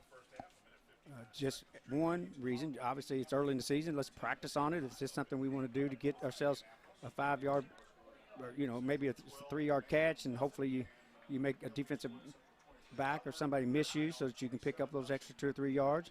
Trying to spread the defense out here. 3 to the top left, 1 to the right. Looking left, has a man open. That's Johnson at about the How about that? 38-yard line, maybe? Antoine Johnson with the catch. Ball is going to be spotted. Pretty good. Well, I was kind of close. It was a safe pass. What we used to call the circle X. One man curls in, the other one takes him deep. Wide open. Spread formation again, 2 to each side. Hollenkamp in the backfield. Oh, Fott has it. Well, he slides down at the 30-yard line. And a late flag.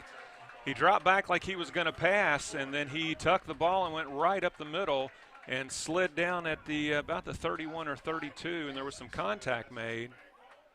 And they're going to call it personal foul. Personal foul.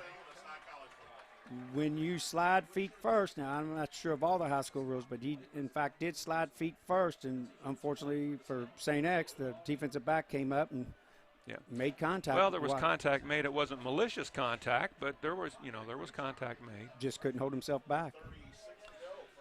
So that's going to move the ball up to the 16-yard line, and by far this is the best field position for the Colts.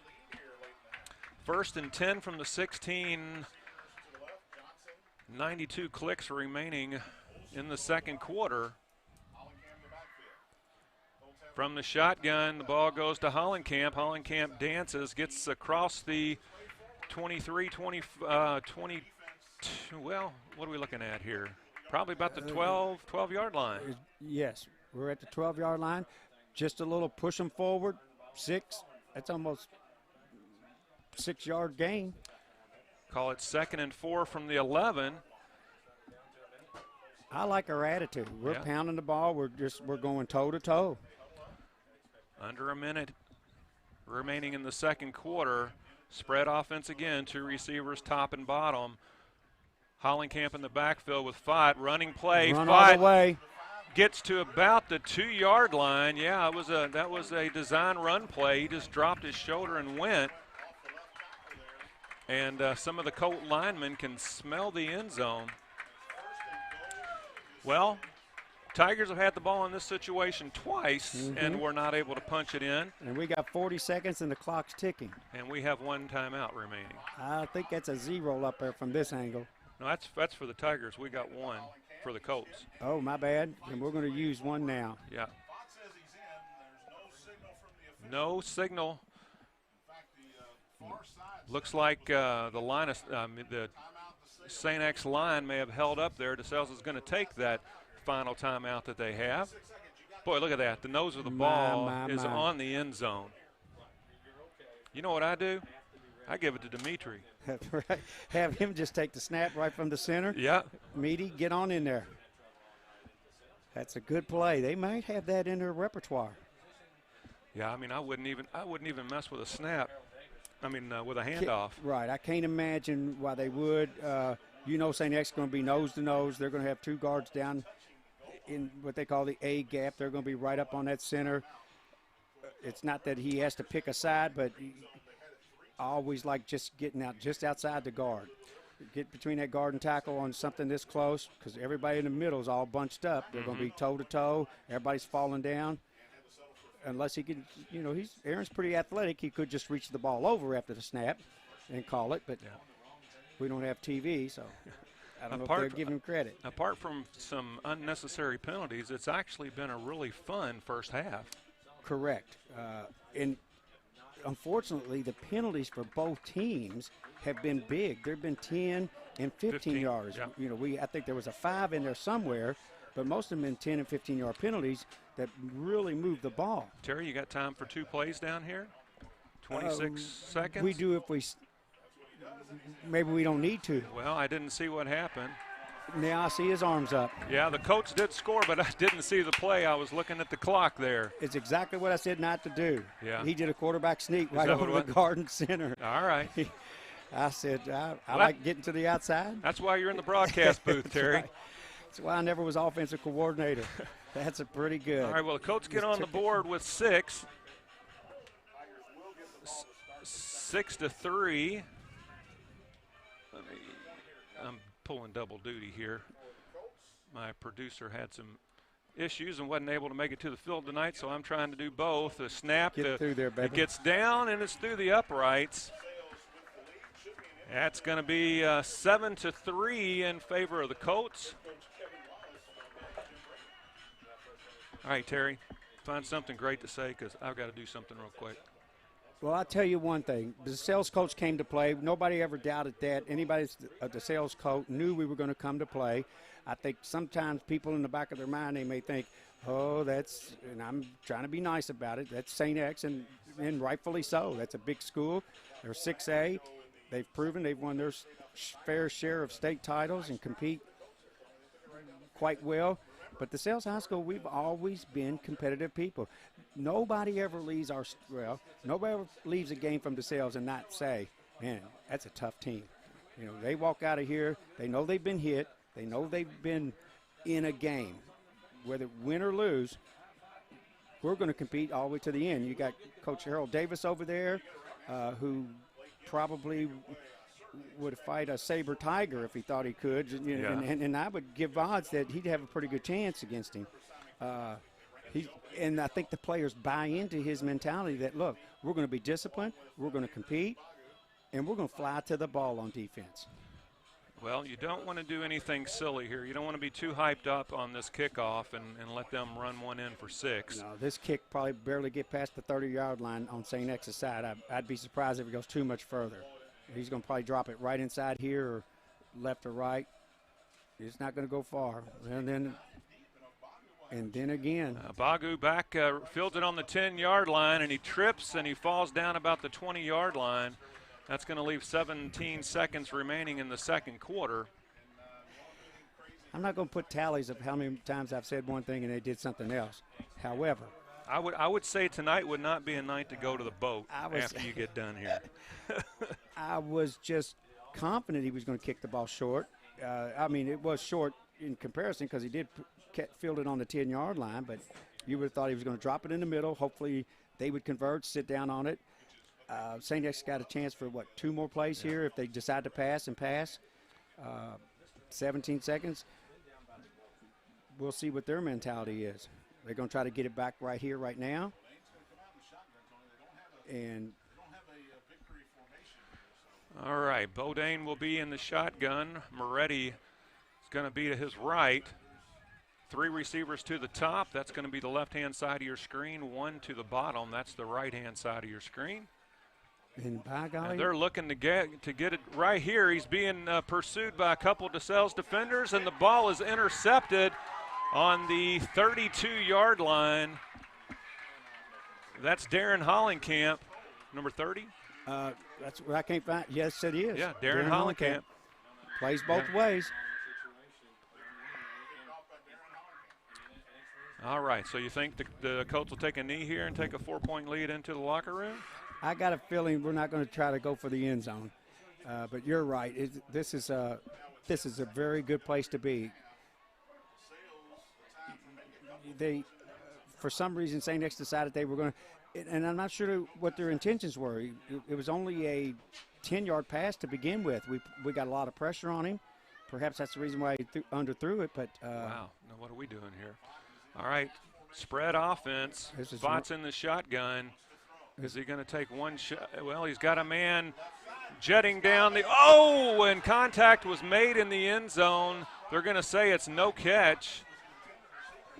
That was Jaden Scroggins, right, hauling tail down the sideline there, and that was almost 6. Go figure. Now that's a lot of nerve. Well, that's Obviously, the best place to throw the ball. If it was going to be intercepted, you know, you got the ball way down there. If it, if it goes out of bounds. It was going in the end zone. It's either going to be caught.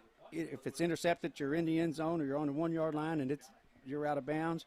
And by golly, we're lining up again. What appears to do the same thing.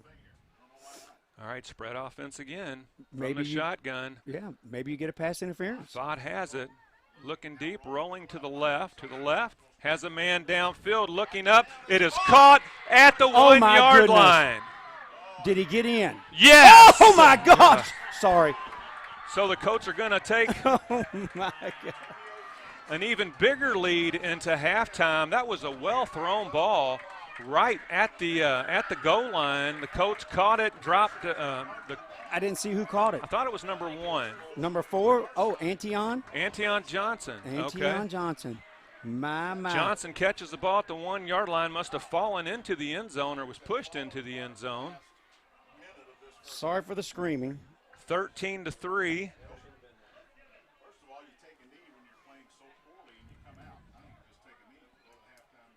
It's a bot snap, and the extra point is blocked.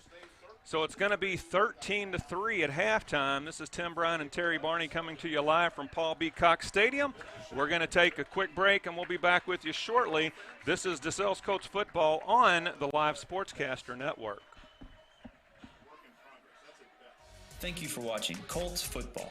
All right. Did you know DeSales High School is one of only 2?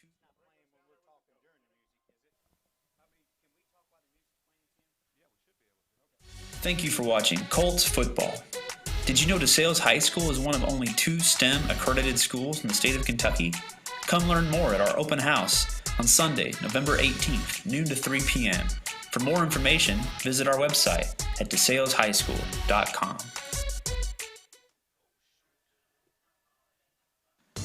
The high school placement test is one important step for all 8th grade students planning to attend DeSales High School. This year's placement test will be Saturday, December 8th at 9 a.m. No pre-enrollments necessary.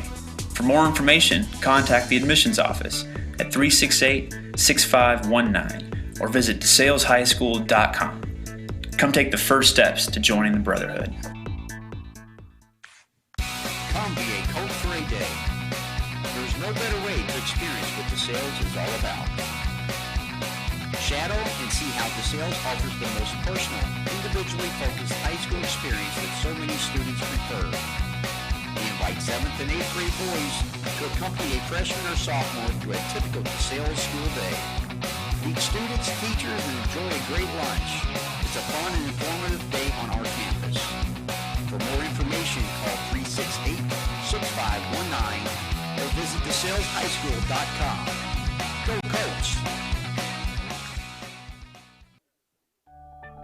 Faith, brotherhood, tradition. These are the pillars of the DeSales experience. DeSales High School is an all-male, college-preparatory Catholic school committed to the total development of its students.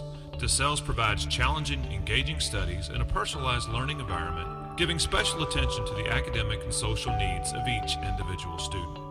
DeSales strives to be the best by providing a comprehensive learning experience both inside and outside the classroom. For more information, contact us online at www.DeSalesHighSchool.com. Take your first steps to becoming a DeSales Colt. All 7th and 8th grade students are invited to spend a full day at DeSales High School. Sit in on classes, meet faculty and staff, tour the campus, and experience a true day in the life of a DeSales student. Sign up at DeSalesHighSchool.com or call 368-6519. With Looking for a place to unwind with friends and family, to share good times, good food, and a great atmosphere? Look no further. For 4 generations, O'Shea's is focused on providing cheer to all they serve. With 3 locations in Kentuckiana, O'Shea's Highlands at 956 Baxter Avenue, Patrick O'Shea's downtown, 123 West Main Street, and H.M. Frank's Jeffersonville, 355 Spring Street. Good times, good food, great atmosphere. O'Shea's. Are you looking for new windows, doors, and siding? Then call Klein Aluminum. Since 1996, Klein Aluminum Building Products have been providing you top quality windows, siding, doors, awnings, and much more for your home or commercial property. With 23 years of experience, their professional staff can help you pick the right materials to match your needs and your budget from a variety of colors and styles. Contact Klein Aluminum 502-776-8122.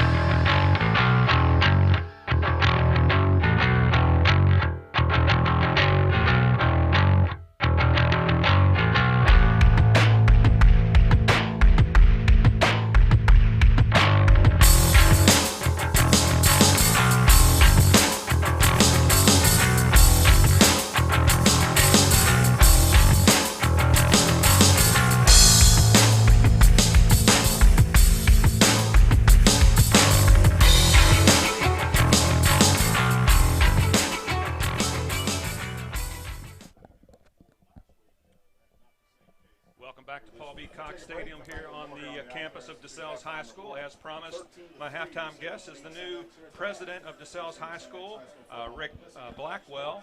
And thank you so much for spending time with us here at the half. And thank you for having me.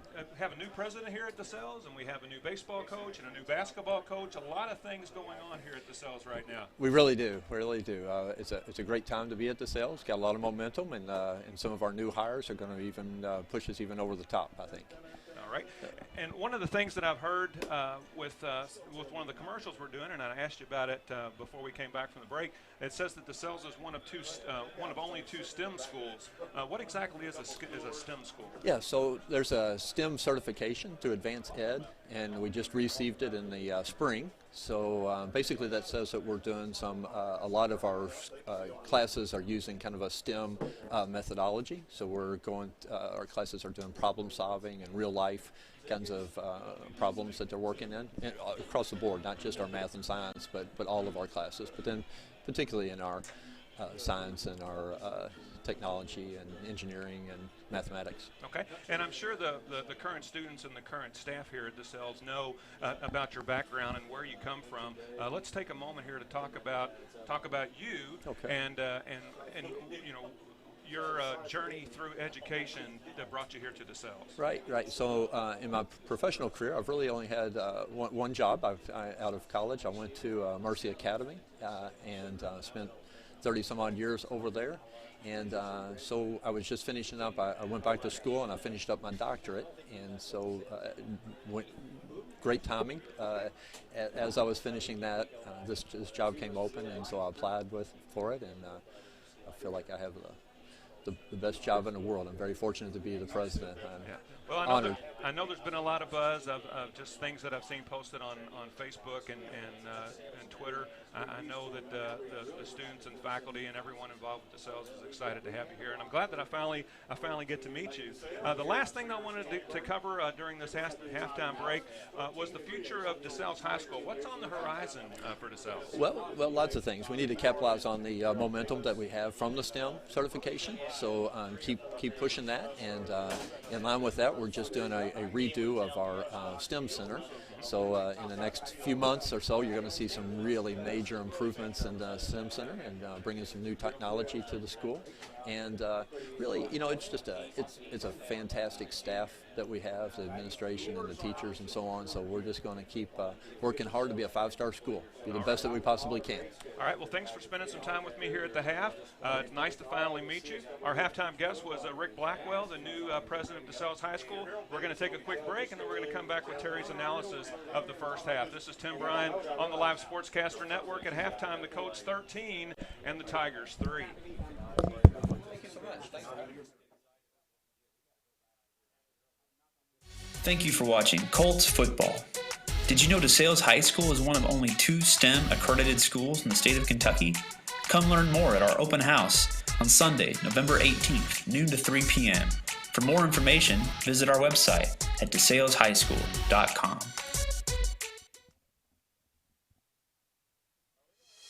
DeSales High School welcomes all 7th and 8th grade students to spend a full day shadowing at DeSales. Sit in on classes, meet faculty and staff, tour the school building and stadium, and experience a true day in the life of a DeSales student. Sign up at DeSalesHighSchool.com or call 368-6519. Go Colts. Looking for a place to unwind with friends and family? To share good times, good food, and a great atmosphere? Look no further. For 4 generations, O'Shea's is focused on providing cheer to all they serve. With 3 locations in Kentuckiana, O'Shea's Highlands, 956 Baxter Avenue, Patrick O'Shea's downtown, 123 West Main Street, and H.M. Frank's Jeffersonville, 355 Spring Street. Good times, good food, great atmosphere. O'Shea's. Are you looking for new windows, doors, and siding? Then call Klein Aluminum. Since 1996, Klein Aluminum building products have been providing you top quality windows, siding, doors, awnings, and much more for your home or commercial property. With 23 years of experience, professional staff can help you pick the right materials to match your needs and your budget from a variety of colors and styles. Contact Klein Aluminum 502-776-8122.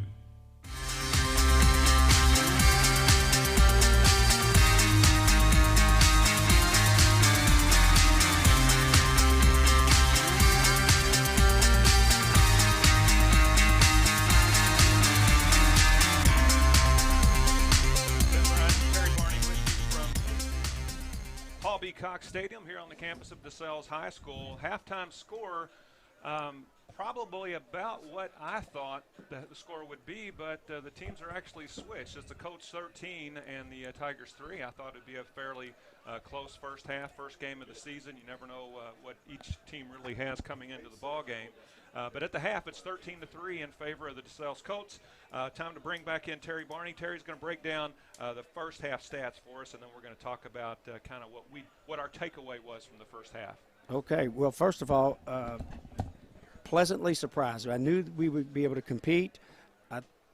Without a doubt, the home field advantage has been on our side all night long. We got a nice danger zone sitting down at the end zone. Ty Scroggins on the last series. We thought, 14 seconds to go in the halftime, you're up by a touchdown, you're up by 4 points, and all of a sudden you decide we're going to throw the ball. Like we said earlier, it was a safe pass. It was to the outside. Worst could have happened, it was intercepted, and by golly, if he didn't come back with the same play this time, down the middle of the field, and if they catch it, and we're the ones that get a hold of it, and now we're up ahead. Obviously, as you can see, 13-3. Defensively, we had 2 goal line stands, if you will. The one did amount to 3 points for Saint X, but they're down at the 1 yard line and did not get in for 6 points. As far as statistics goes, DeSales has 9 first downs to Saint X's 6. Passing, DeSales only threw the ball 3 times. I take that back. We only completed 3, so it was 3 of 8. We got 59 yards in the air, and, of course, about 40 of those were on that very last play. St. X is 6 for 11. They got 95 yards in the air. We've run the ball 23 times. We've got 62 yards. St. X has run the ball 15 times, it says here, and it looks like they've got 63 yards. Time of possessions, pretty equal. We've had 11 minutes and some change, and St. X has had the ball 12 minutes and some change. Penalties been in our favor. We're minus 20 on penalties, and St. X is minus 40. That helped us out on the 1 touchdown. The second one here, we went in and scored just on 2, what I'm going to say, gutsy plays, what people in the stands like to see. You got 14 seconds to go. You've got the ball. Air it out. What's the worst could happen? If you're throwing it deep, you got a chance for pass interference, or you got a chance of what we just did, scoring a touchdown. All right. As far as the first half keys go, one of the things that you and I talked about in the pregame was turnovers, and there's been several turnovers on each side, but one very opportunistic turnover that gave the Colts the ball back late in the second quarter, when you might have thought that St. X would have tried to do some running plays or taken a knee, run the clock out or something like that, and gone into halftime with a 7-3 game. Instead, they elected to throw the ball. We intercepted, and then, as you say, the rest is history. Right. Again, you throw a short pass like that, that's great, but we had enough defensive pressure on him that the quarterback had to move out of the pocket, probably uncomfortable, like we mentioned earlier. He's only being the starter for 4 days, if you will. So I'm sure he's just as nervous as anybody else. But to our advantage, we made him run out of the pocket. He threw a shorter pass. We stepped in front. All right, the Tigers will get the ball to start this second half. I want to say thank you really quickly to our sponsors, O'Shea's Hoops and Klein Aluminum. And I also want to thank our halftime guest, Dr. Rick Blackwell, the new president of DeSales High School. Tigers can do try to turn this score back around. Still waiting on the official whistle. There it is. And Givens kicks it away. And the ball is in the air, and it's a wobbly kick. It's going to go out of bounds at about the 13-yard line.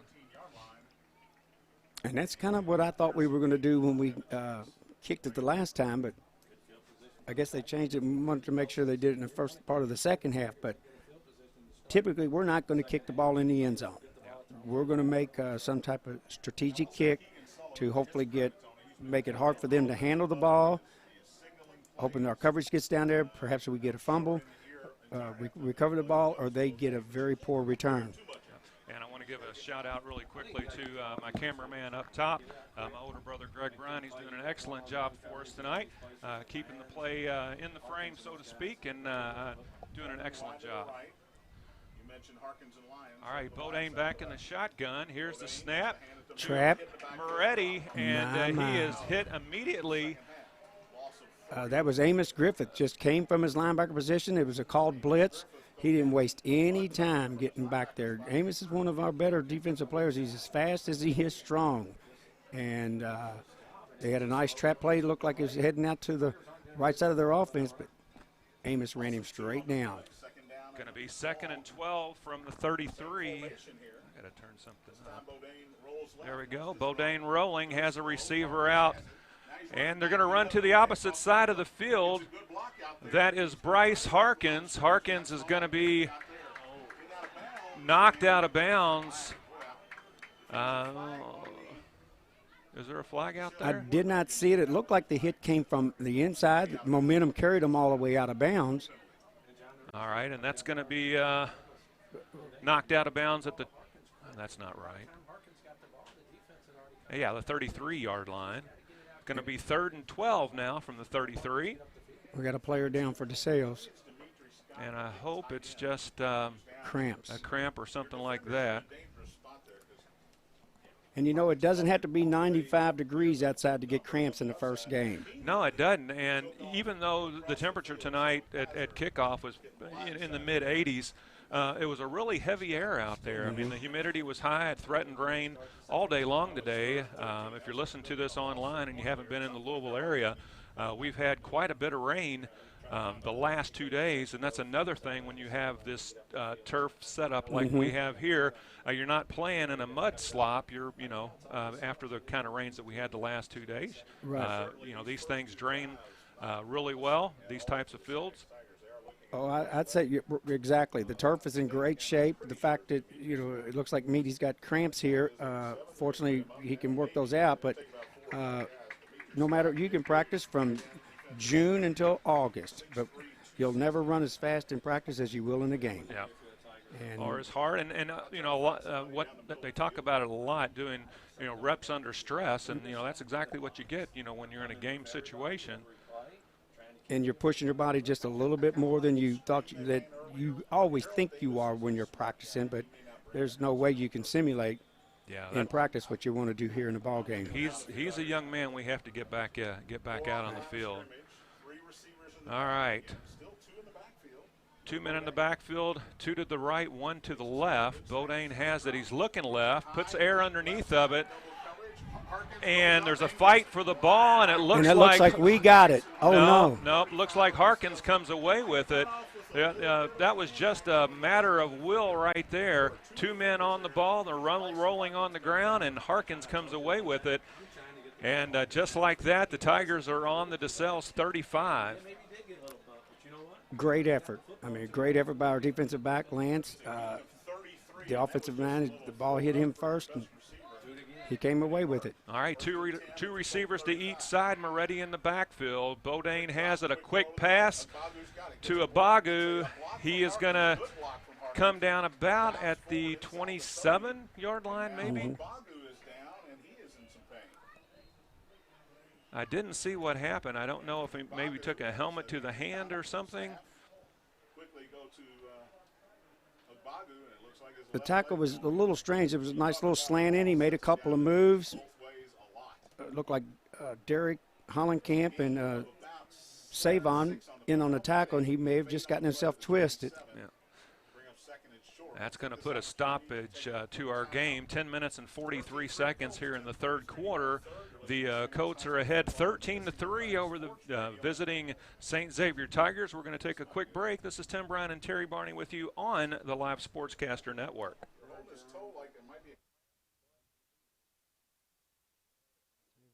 Thank you for watching Colts Football. Did you know DeSales High School is one of only 2 STEM accredited schools in the state of Kentucky? Come learn more at our open house on Sunday, November 18th, noon to 3 p.m. For more information, visit our website at DeSalesHighSchool.com. DeSales High School welcomes all 7th and 8th grade students to spend a full day shadowing at DeSales. Sit in on classes, meet faculty and staff, tour the school building and stadium, and experience a true day in the life of a DeSales student. Sign up at DeSalesHighSchool.com or call 368-6519. Go Colts. Come be a coach for a day.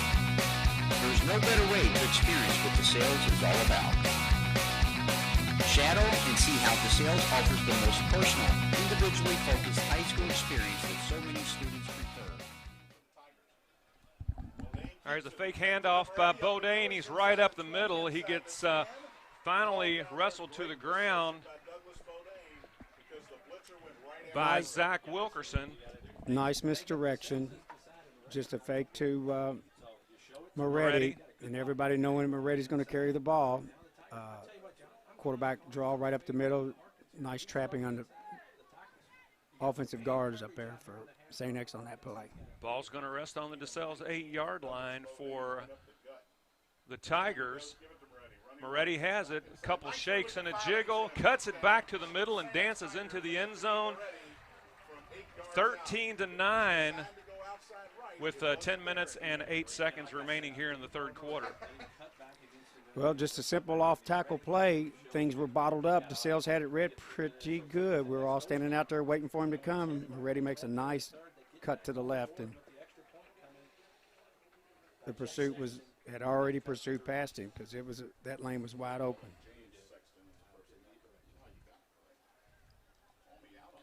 And the extra point looks like it's going to be good. That's going to make it 13-10 with 10:08.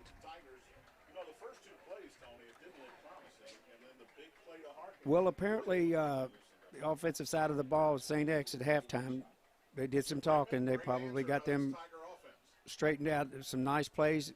Obviously, it was assisted by a nice 35-yard pass that was wrestled by both DeSales and St. X comes away with it. It's been a nice time for a pick there, but give them credit. They throw the ball long, they catch it. They've run the ball well this time. They've got us backpedaling just a little bit. Yeah, a very nice series there by the Tigers to get this one within a field goal. 10 minutes and 8 seconds remaining in the third quarter, and you hope for the Colts that going in with the halftime lead, that was nice, but you don't want to think that that's the ball game. You don't want to come out and start playing tight. Correct, and I can't imagine Coach Davis or Coach Scroggins or any of the DeSales coaching staff even letting them think that the game was over.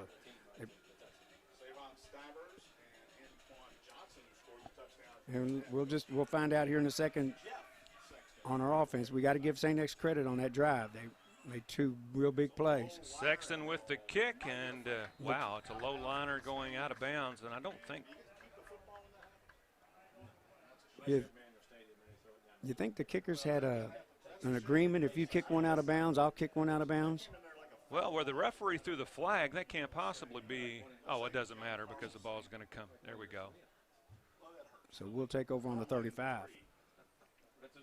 All right, so it's going to be 1st and down for the Colts from their own, or 1st and 10 for the Colts from their own 35.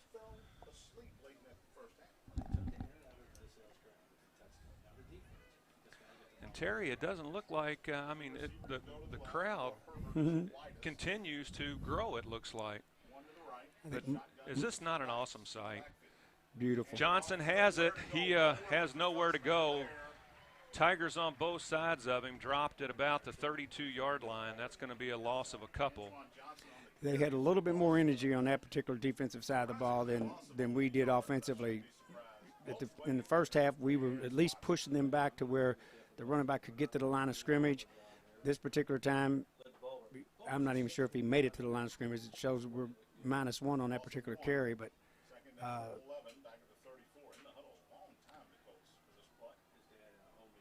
2nd and 12 from the 33. 2 receivers to the top, 1 to your bottom right. 2 backs with Fott. Fott's dropping the pass. Here comes some, a nice little dump off across the middle. Job. Oh, and he was down. Okay. Johnson fell to the ground about the 42-yard line. There was nice penetration, late penetration from a St. X defender, but able to get the ball away. Nice little dump pass. Looked like Antion was sitting in the backfield ready to block. He just slid past the defensive line. It's just a little pitch and catch there. Wasn't much but a 5 or 6 yard pass, and Antion picks up an extra yard. So we're back in third and what's that? Third and three. Third and 3 from the 42. Nice heads up. Antion caught the ball, got hit, picked up another 2 yards after the hit. All right, hopefully Harold Davis sent in at least a 3-yard play. 2 to the top, 2 to the bottom, stretched out for the Colts. And that's probably going to be on the Colts. Oh, my. Well, that's the second delay of game tonight. There's not a clock, so we don't have one. Yeah. Both teams have gotten one. It did not seem like it was that long. Not at all. Well, that's going to take the Colts back about 5. Let's call it 3rd and 8 Ball back at the 37. from the 37. It's hard to imagine. I'm not saying that we didn't delay the game, but it's hard to imagine that you get a play, you're already back in the huddle because DeSales is real quick, just like St. X. Get back in the huddle, and all of a sudden 25 seconds have gone by. When we got in the huddle and we snapped out. Similar formation, Johnston in motion. Fought from the shotgun. Man, there's a whole lot of Tigers after him. He's just going to run this one out of bounds, does the smart thing. It's going to be 4th down, and looks like he's going to be punting the ball away. A lot more pressure that time.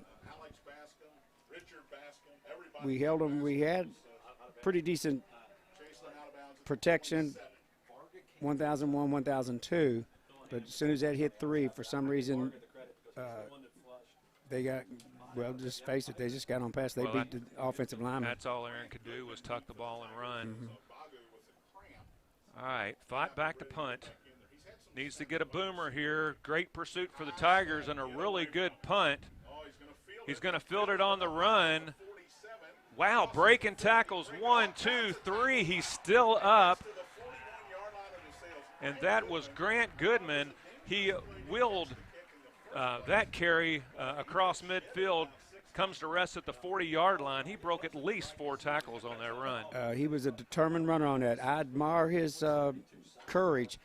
When he fielded that punt, there were 2 people within a yard from him. We were coming in. They had a St. X blocker. He didn't even hesitate. He caught that ball and took off, like you just said. No, there was good coverage. He got spun around twice, almost went down here at the 50-yard line.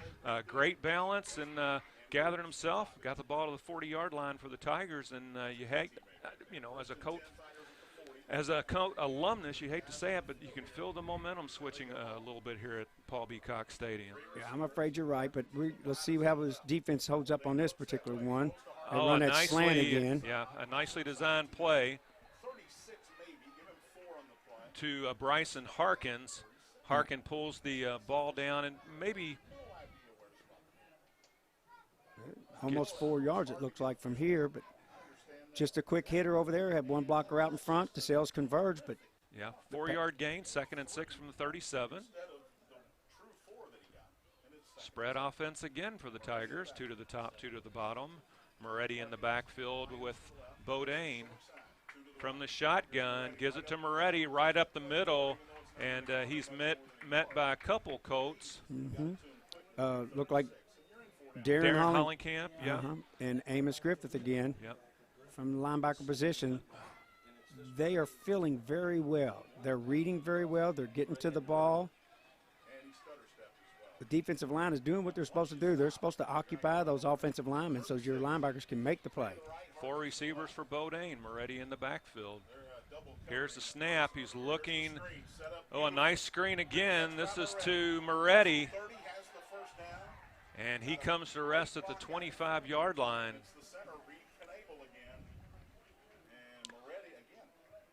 A nice setup. Yeah, 1st down moves the chains for the Tigers. It's going to be 1st and 10 from the 26.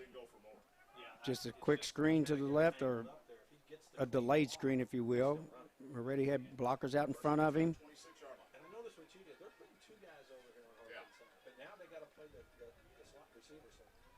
Goodman wide to the right. Lines in the slot that way. All right, a shuffle pass to the tight end. To the tight end. Oh, who is that? It's getting dark in here. That's Zach Johnston. Zach Johnston on the little shuffle pass. A long developing play. He rode Moretti, I'm going to say 4 yards, as though it was going to be a sweep. We obviously defensively we were following it, but Johnston ends up breaking away, and it's just a little shuffle pass, safe pass. 2nd and 5 from the 22.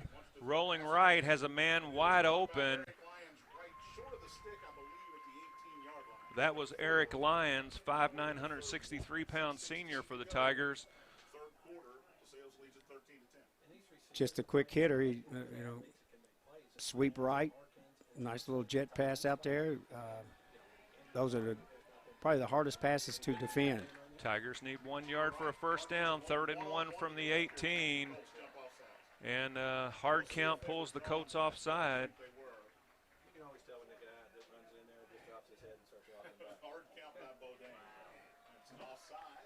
Yeah, the quick sweep left, sweep right with the quarterback, 5 yard out, hardest thing to cover because all you want is 5 yards out of it. Defensive back, he's kind of out there. He's out there by himself.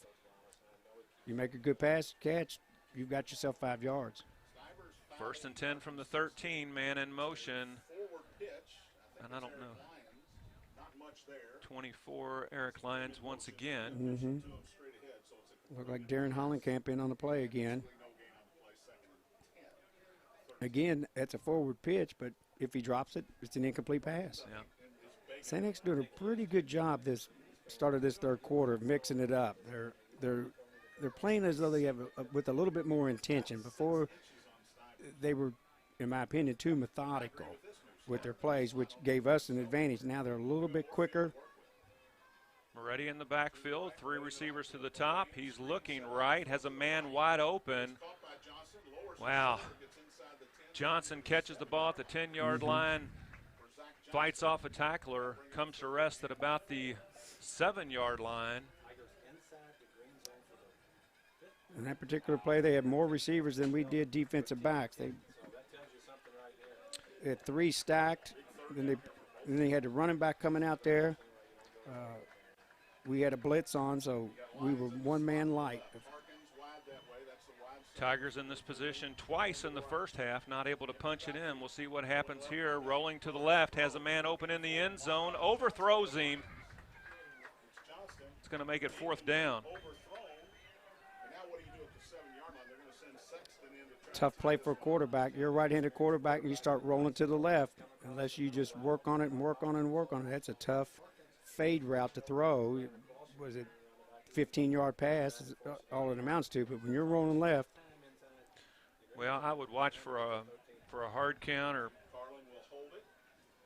not a hard count, but right, to draw us. Yeah, to draw us off sides, because that penalty would give them a first down. Good time for some discipline on the defensive side of the ball. Kick is up, and it is no good. I don't know what happened there, but the snap was there, the kick was down, but it wasn't anywhere near close. The score is going to remain 13-10 in favor of the DeSales Colts. This is Tim Bryan and Terry Barney with you. You're listening to Colts Football and watching Colts Football on the Live Sportscaster Network.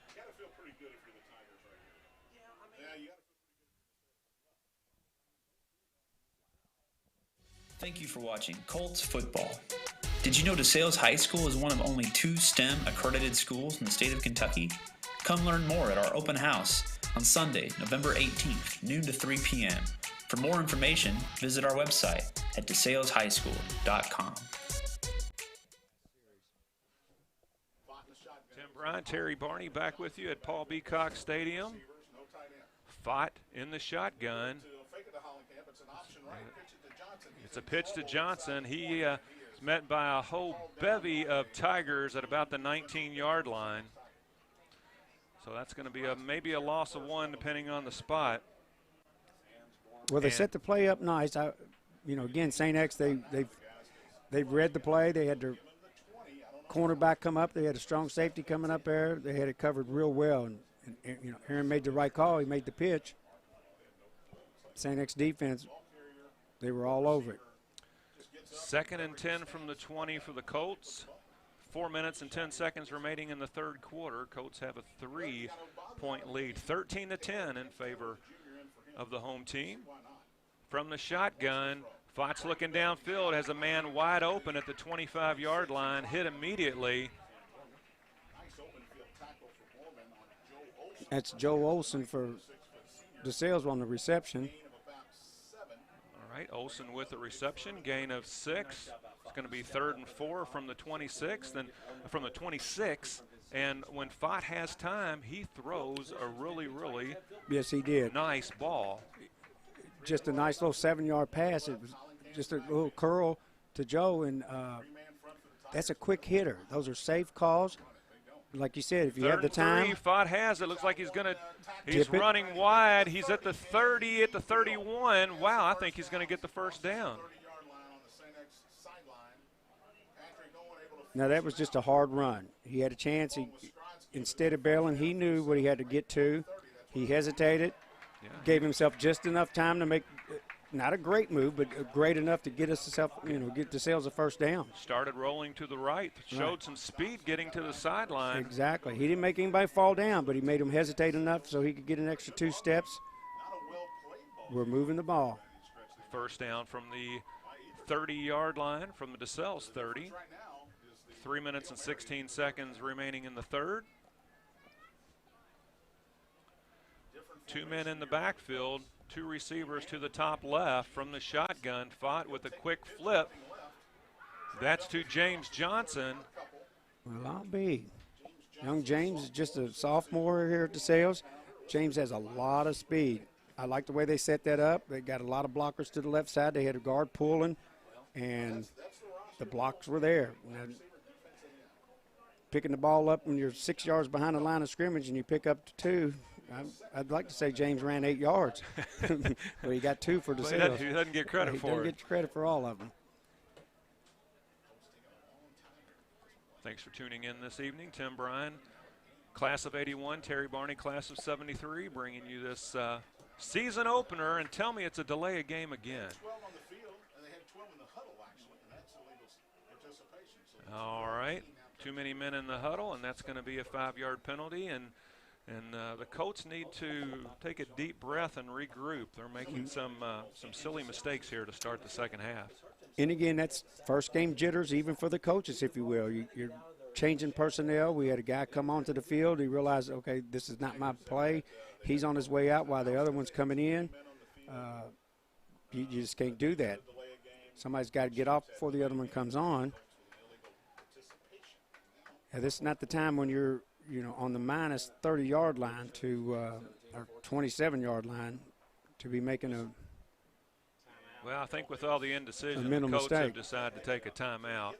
And we'll do so as well. It's the Colts 13, the Tigers 10, with 2 minutes and 6 seconds remaining in the third quarter. This is DeSales High School football on the Live Sportscaster Network. Come be a Colt for a day. There's no better way to experience what DeSales is all about. Shadow and see how DeSales offers the most personal, individually focused high school experience that so many students prefer. We invite 7th and 8th grade boys to accompany a freshman or sophomore through a typical DeSales school day. Meet students, teachers, and enjoy a great lunch. It's a fun and informative day on our campus. For more information, call 368-6519 or visit DeSalesHighSchool.com. Go Colts! Looking for a place to unwind with friends and family? To share good times, good food, and a great atmosphere? Look no further. For 4 generations, O'Shea's is focused on providing cheer to all they serve. With 3 locations in Kentuckiana, O'Shea's Highlands at 956 Baxter Avenue, Patrick O'Shea's down. We thought he just had the cramps. 2nd and 13 from the 27. Dropping back is Fott, and he is being hit from the blind side. That was Michael Houlihan, the 5'10", 191-pound senior, coming around the backside and dropping Fott. It was a slow developing play. We had a running back that went out into the flats. so it was taking us a little bit of time to get him out there, and obviously by the time the receiver was sitting out there, because he was sitting right at the 30-yard line with nobody from St. X around him, unfortunately it took so much time that the defense got to him. 3 receivers to the right side here, 1 to the top left. 1 man in the backfield with Fott. Fott immediately looks downfield. He's going to, oh, wow, whole bevy of Tigers drop him at about the 16, 17-yard line. That's going to be a loss of a couple. It's going to be 4th down, and the Tigers really brought the heat. They certainly did. I watched 2 of the defensive linemen just bull rush. We stayed on them, but they just pushed us back. They were in the backfield as fast as the ball was almost. Unfortunately, we didn't have as much energy on that particular play. All right, Fott back to punt again. Whoa. High snap, nice spiraling high punt. It's going to come to rest right at about the 48-yard line, it looks like. So the Tigers are going to start off in the DeSales end. We got 33 seconds to go in this quarter. If they pull it out of – this would not be the time to start throwing the ball down the field, but St. X is on a roll right now. They got the momentum on their side other than the missed field goal. Without a doubt, they've got more energy this particular half than they did in the first half. Yeah, and that shuffle play that they've been running seems to be working here in the second half, where not so much, Right, and it's prior to halftime. It's a very disguised play. It's something that if you're a lineman, you never know where the ball is. And if you're a linebacker, Bodine fakes it, pulls it out. Is it trapped or did he catch it? Nope. Referee saying no catch. The intended receiver, Eric Lyons, tried to sell it, but the referee said no catch. That's a long throw. That's 15. That's a 17-yard pass, to the sideline, if you will. If you're standing in the pocket, unless you just have a nice little arm, college-bound arm, that's a tough pass, and he didn't have as much zip on there as he needed because the ball made it to him. It just Lyons tried to come back for it and sell it, but ref wasn't buying. Oh, thank you. Keeper this time. Oh, wow, and he is hit by number 15. That is Amos Griffith. Thanks. We've called Amos's name several times, and we'll probably call it many more times. Demetri Scott, in fact, is back out on the field. So his cramps, they've got him on defense. Hadn't played much on the offensive side, I don't believe, this half at all. Did they say that was holding on the Tigers? So that's going to tack 10 yards onto it. And that holding must have came up right at the line of scrimmage, right after the snap, because that flag came out as soon as the ball was snapped, it seemed like. 2nd and 20 from the 38. 3 receivers to the bottom, 1 to the top, 1 man in the backfield. Bodine has it, immediately throws. Oh, boy, that was almost picked off.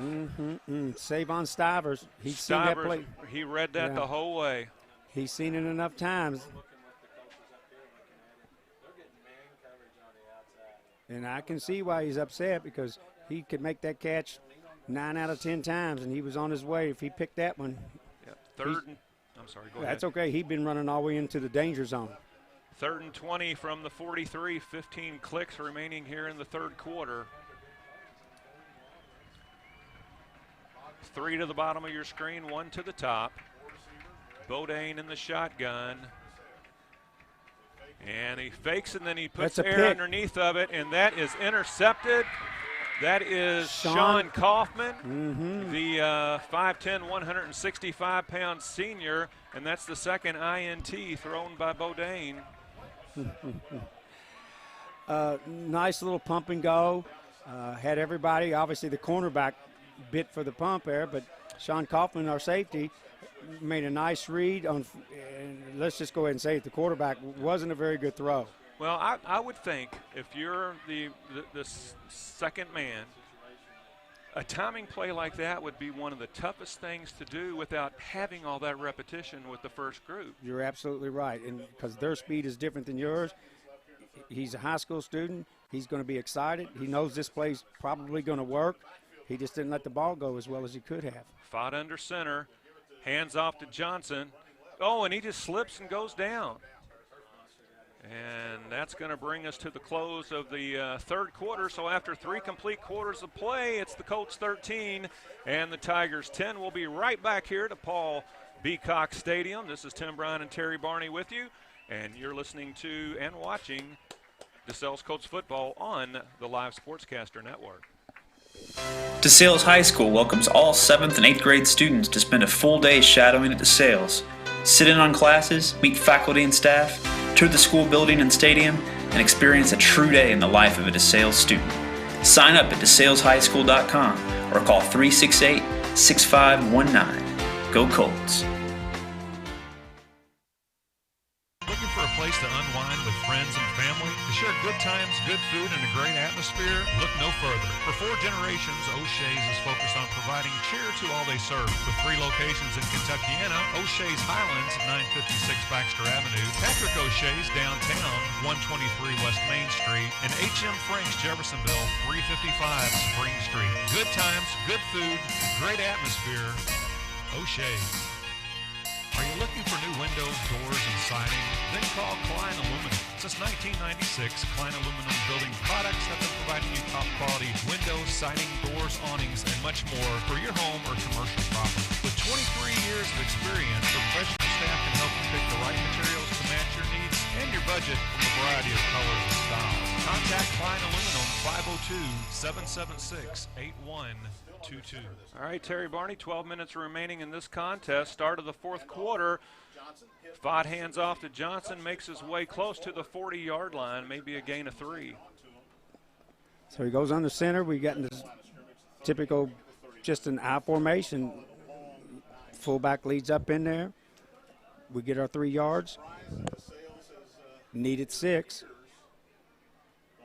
Let's run some clock. Let's put our quarterback under center. Take a long time in the huddle here. And let's try to pound the Tiger defense. I think you'll see him throw short here. I think he'll run somebody down, kind of come back to the football. All right, from the 39-yard line, 3 receivers to the top, 1 to the bottom. See Dimitri Scott back in the game, the big guy. And rolling right is Fott. Fott rolls to the right, has a man open, a nice catch. Nice Johnson with a nice catch, well, nice throw and a nice catch in stride, makes his way to the 45-yard line. Just a simple 6-7 yard out. Fott rolls to his right. If I were a quarterback, other than grade school, rolling to the right, throwing to the right, easiest pass in the book. Nice completion, nice catch. Unfortunately, we needed 2 more, but we've moved the ball. We've used some of the time off the clock. And the safe play here, 4th and 2. Fott back to punt. The long snapper's been, I hate to say this, I'm going to wait for this, on point so far today. Here's the punt in the air. It's a high one. It's a nice kick, and they're just going to let it drop, and it takes a cold roll. You can't it's do that. Picked up from the number 34 for the Tigers. Nope. I saw the fair Grant Goodman. catch. Did he make a fair catch? He made a fair catch signal. However, he picked the ball up. I did not see a flag. Perhaps the referees did not see that he made a fair catch attempt, but I did see the hand go up almost immediately. Yeah. The ball hit the ground. He continued to field it, but it's all for naught now because St. X gets the ball. He didn't make a very good return. All right, 1 minute gone here in the fourth quarter. 2 receivers to the bottom of your screen, 1 to the top. Moretti in the backfield with Bodine from the shotgun. Gives it to Moretti right up the middle. The Colts read that one pretty well. Comes to rest at about the 20-yard line. Maybe got right across the 20-yard line, but no more. Amos Griffith and Darren Hollenkamp, once again, our linebackers, which is a tribute to the down linemen, the defensive tackles and the ends. They don't get as much credit for doing what they do, but their job is to occupy those offensive linemen. He occupied him a little bit too fast there. Yeah. But yeah. Right next to the ball, we always talk about it. What's the first thing coach yells? And that's a 5-yard penalty. And many times that's, obviously he jumps off sides. You get a good play, you get him for a stop or a short gain, and that defensive line, they're ready to go again right now. Don't make me wait for the next snap. 2 to the left, 1 to the right from the shotgun. Bodine looking to the right side, has a man open, wide open, and he misses a tackle, and he's going to run in. Andre Coleman is gone. Oh, don't hold the football up at the 10-yard line. No flag. But he's in, no flags. Andre Coleman makes the catch at about the 35-yard line, runs it in. Touchdown, Tigers. And the ball game is now 16-3 in favor of the green and gold. It just looked like the defensive back just got his head turned around, lost coverage. There was every bit of a 4-yard gap between the DB and the receiver. The ball was up in the air for quite some time.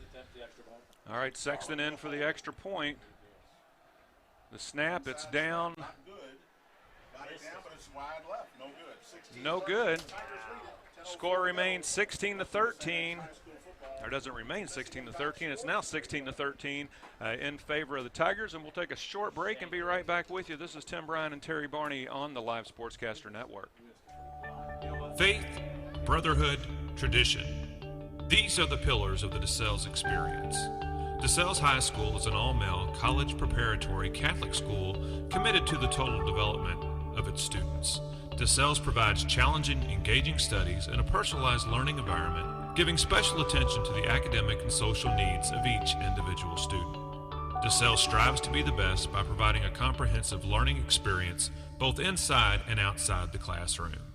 For more information, contact us online at www.desaleshighschool.com.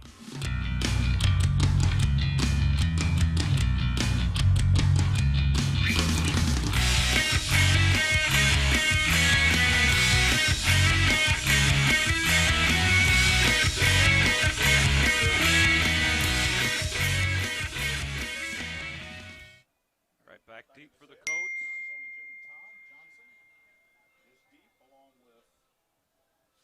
Is Johnson. He's the deep back. Oh, I'm sorry, that's Stivers. Okay.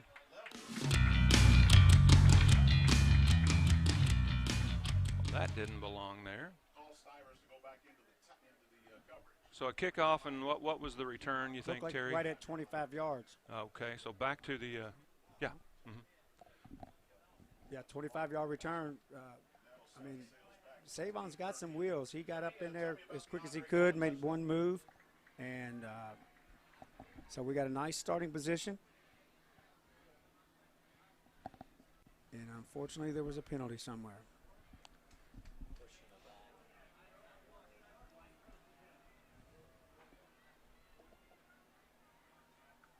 So that moves us back 10 yards, 15 yards. So instead of being on the 25, where we at, the 15-yard line? Yep, it looks about that. All right, well, we need to string something together here and get out of our own territory. It's a handoff to Stivers, and he gets it out to around the 20-yard line.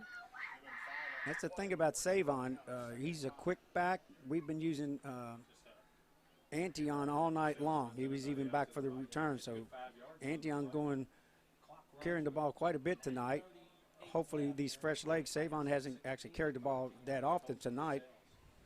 He does play defense, so some fresh legs. One man high to the right.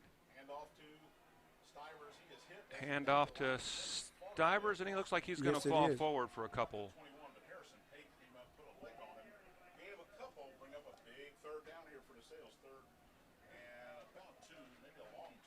Going to be third, and they're going to call it 3rd and 3 for the Colts from the 21, and we need to get some momentum here. We need to get a couple first downs and get the ball out of our own territory, give the defense a rest, and chew up some clock and get some first downs. First down's going to be big here. They may go back, save on again. Okay, rolling right. Nice play. Sweet. Nice throw, nice catch. That was Darren Hollenkamp. Caught the ball in stride and got some yards after the catch. Nice fake in the backfield to save on because he carried the ball 3 times or in a row. St. X jumping all over that. Aaron just rolls right. He gets in behind the linebackers. Nice catch. And what have they done? Oh, okay. Still a first down. Okay.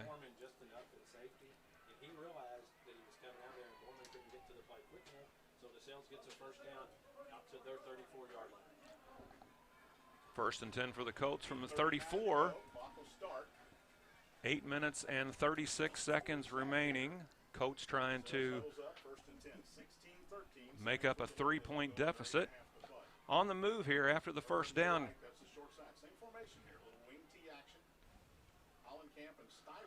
One receiver to the top right. Gives it to Hollenkamp. First guy through. Just trying to muster us a couple of yards, maybe break through that line of scrimmage. DeSales offensive line, they're moving them back at this time. Earlier than in the third quarter, we didn't have the same kind of push. Offensive lineman got a nice push here. You pick up 3 yards on just a straight dive play. I like what we're doing. We're trying to obviously occupy some time. Keep the clock running, keep this game to the position where we can come down and perhaps kick a field goal. We'll take it to overtime, and then go ahead and beat them.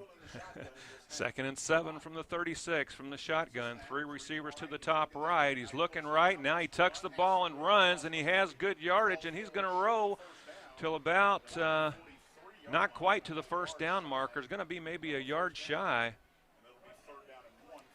I almost think that was a designed run. He stood back there, he pumped, but I'm looking downfield, and our receivers were in full block mode. They were blocking the cornerbacks all the way down the field. So it's probably a good thing he didn't pass it, but it just took a little bit while for it to develop. But he got past that initial rush. And from the 43, 3rd and 1, 7 minutes remaining in the final quarter.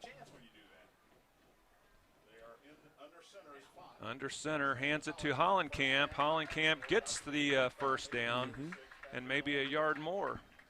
Don't have to be fancy. You're moving the ball. You got 3rd and 1. Hand it off to Hollenkamp. Antion, I see him in there, but just hand the ball off. Get yourself 3 yards. Move the chains and run. Keep the clock running. Once the ball's set for play, after they get the guy with, it looks like St. X has cramp out there. But and I do see Dimitri Scott back in. 87 was in on that last play. Hard to keep a good man down. And you know that all these kids the same way. Nobody wants to sit out for one single play if they don't have to. You know, this young man here, I think his name is Haskins. He's going to do everything he can. He'll be back the next play. And if not, it's just because the coach said, no, hang on one more. Because yeah, that's Alex Basham. Okay. They all want to play. Bascom, I'm sorry. Bascom. Oh, is that one of the Bascom brothers? Yeah. Okay. 40, 94, and 95. All right. Well, they occupy some space out there. Yeah, they're good-looking set of twins, that's for sure. I'm sure his brother's over there probably feeling the same pain as his twin brother is. All right, 2 men in the backfield for the Colts. This is the pitch before. Good cut. Good pitch cut. to Johnston. Wow, he's good on. No. Had a nice cut there. Eluded one blocker, made it almost to the 40-yard line. That's going to move the chains. It's going to be 1st and 10 for the Colts from the 40. Nice blocking out there by our wideouts. Just like you said, just a simple toss to James Johnson. He gets outside. He's got some wheels, and he picked a spot, moving the chains again. Correction, it's spotted at the 42. 6:23 remaining. 16-13 Tigers with a slim 3-point lead, and the Colts moving. From the shotgun, hands it to Johnson. He found a hole, eludes one tackler, eludes another one, makes his way to the 32-yard line. That's really close to a first. Nope, they're going to bring it back. It's going to be about a gain of 9, 2nd and 1. Just a quick hitter up the middle there, a little quick trap. Antion picked his little hole. He waited. You see him hesitate just a second there. DeSales is pushing them again. We're pushing St. X off the line of scrimmage. 2nd and 1, 33. The Colts would love to bring a victory here on opening night. Hollenkamp on the quick handoff. Looks like he got across the Enough for the first down? Yeah, I believe so. I'm waiting to see where they spot. Well, they're moving the chains, so yes, first down. Remember the third quarter, beginning of the third quarter, St. X had a lot of momentum and they could do no wrong. We're just methodically pounding the ball in here. We're not trying anything too tricky. He may come up with something different, but we are absolutely controlling the line of scrimmage at this time. I did a game with Nick Roush one time at Western Kentucky, and he just calls this Colts smash mouth football. Nick's a good guy. All right, here's the flip. James Johnson, he's going to be rolled down at about the 28-yard line. I may not be the smartest one out there, but every time James gets in there, it's the same play, right? So, but for some reason, we're running it effectively. We're getting the blocks out there in front of him. Maybe they like James better than they do some of the other ones. I think James might be a little fresher, and I think he might just be a little quicker to the hole. And you're absolutely right. He's got fresh legs. He hadn't carried – that's probably the 4th time he's carried the ball tonight. He's got some speed, and they're getting him where his talent is getting into the outside. He likes to get out there like a lot of running backs. Nobody really wants to go up the middle. But he's got some legs, and will we get 5 more yards there? So. Yeah. 4, 2nd and 6 from the 27. When we get back, it's going to be 4 minutes and 43 seconds remaining in the fourth quarter. The Colts seem to have a little momentum down by a field goal. Field goal would tie it. Touchdown would put them ahead. And not a lot of best case scenario with not a lot of time left on the clock. Exactly right. We're being pretty safe offensively. Our offensive line is pushing at this particular time. We're pushing St. X back as opposed to earlier. We're mixing it up. We got a little bit to the left. We're giving it to different people. It's not Antion all the time. Savon's had a few carries. Obviously, when Johnson's in there and he's back in there again, and if he doesn't carry the ball, it'll be the first time. James Johnson in the backfield. Oh, he fakes the flip. They're going deep. Oh, and that's got to be pass interference. Yes, it was. Both men were going for the ball. The defender got tied up with Savon Stivers, and he wasn't able to make a catch, so that has to be pass interference. Well, everybody knew Johnson was going to get the ball, except for, except for me. Yeah. We all knew he was going to get it, and they get a nice fake toss to him. Was that another one that you say that you know what's going to happen, and then it doesn't they changed happen? My mind? Yeah. I've changed my mind on that play. That's the one you would have called. It's a nice fake. Again, mixing it up. We've got different people carrying the ball. 1st and 10 from the 13. James Johnson deep in the backfield. Fought from the shotgun. 2 receivers to the top. They're going to flip it to James Johnson again. Here he goes around the end. Is he going to make it? Yes. Gets to the 10. That's a gain of 4, maybe 5, depending on where the spot is. And pretty explosive right there. That was a pretty good run. It wasn't – he got hit on initial contact. He still gets 3-4 more yards after the initial hit. And it wasn't that St. X didn't know it, that he was going to run it, because I knew what he was going to do. I'm not an offensive coordinator, but I think what is a possibility is you get everybody moving to the right side. You fake it to Johnson again, and the quarterback does keeps on? Yeah, to the opposite side. I like the way you're thinking. Here comes the pass. Oh, come on, Meaty. Did he get it? Yes, he juggled it. Are they? Yes. Oh, my. Wow. He had it, dropped it, felt on his bottom, and then caught it. So that's some awesome concentration by the big boy, and I think he's still having cramps because he's walking really stiff-legged. So the Colts are threatening first down from the 1 yard line.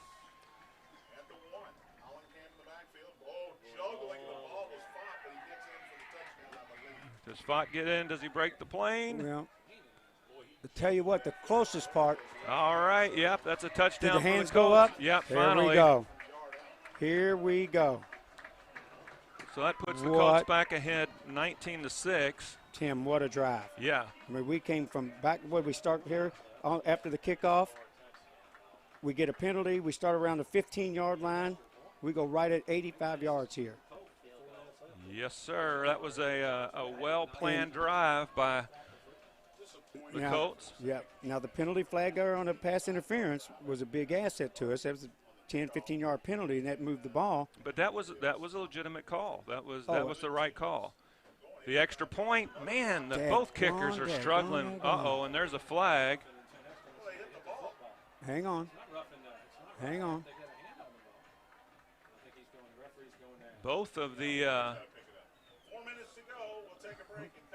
the kickers tonight have muffed an extra point. Kevin Wallace is out there saying it was deflected, so there you go. They're picking up the flag and waving it off, but nonetheless, the Colts are back in front 19-16. They carry a 3-point lead into the final 4 minutes of the fourth quarter, and we're going to take a quick break, and when we come back, we'll have the final 4 minutes. This is Tim Bryan and Terry Barney with you on the Live Sportscaster Network. Faith, brotherhood, tradition. These are the pillars of the DeSales experience. DeSales High School is an all-male, college-preparatory Catholic school committed to the total development of its students. DeSales provides challenging, engaging studies and a personalized learning environment, giving special attention to the academic and social needs of each individual student.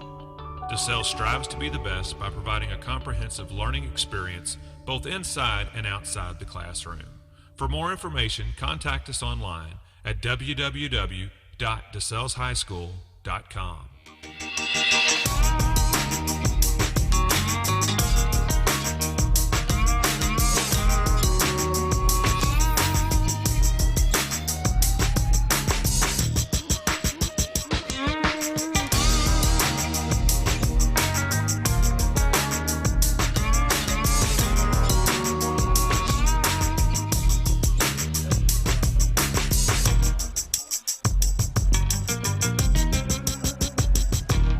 Gibbons set up to kick it off for the Colts.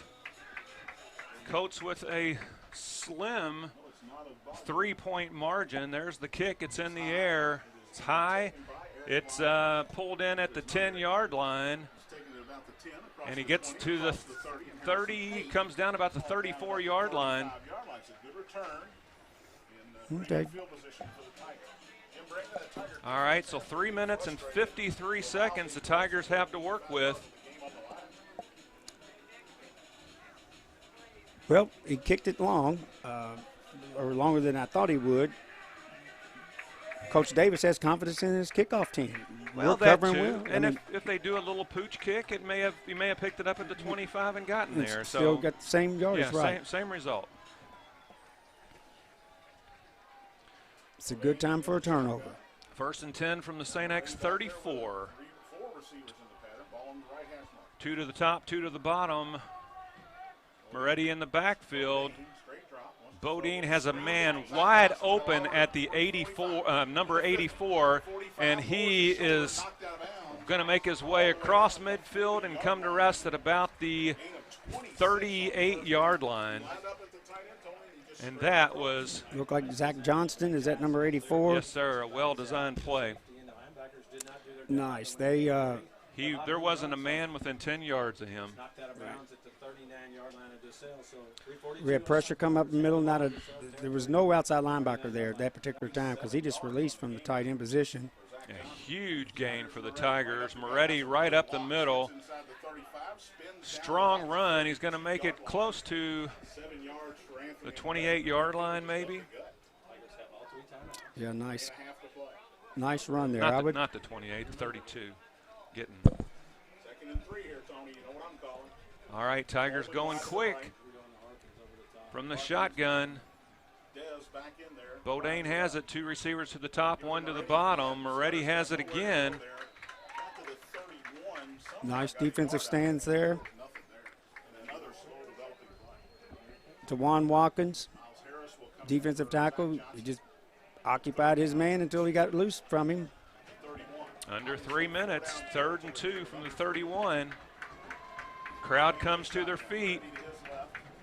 Two receivers each way. DeSales faithful making some noise. The hard count. Trying to draw the Colts off sides. It did not work, and the Tigers are going to take a timeout.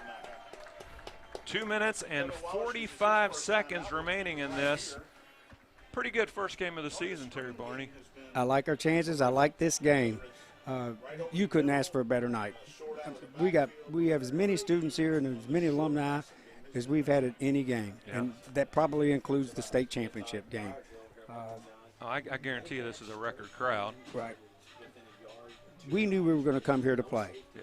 We knew we had a chance. We knew we were outnumbered, but we also knew that they got 11 on one side of the ball and we got 11 on the other side of the ball. Yeah. So we mustered up a heck of a drive that last series to go in. We get our score like we're supposed to. They do make a couple of nice plays here on this. This is the time that we're looking for a turnover. Yeah. We need to cough the ball up so that we can, in fact,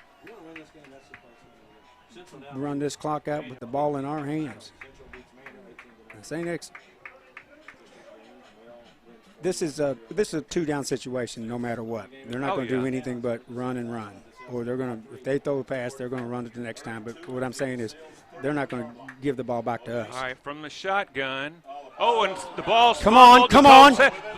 Colt falls Get on on it. it. He has Oh, it. my gosh. A fumble on the exchange, and the Colts come up with the ball on about the 46, 47-yard line. There's still 2 minutes and 37 seconds left. Looked like, was that number 20 Cameron Perry, or was it one of the Hollenkamp boys? All I know is DeSales has the ball with 2:37. How many times can he take a knee?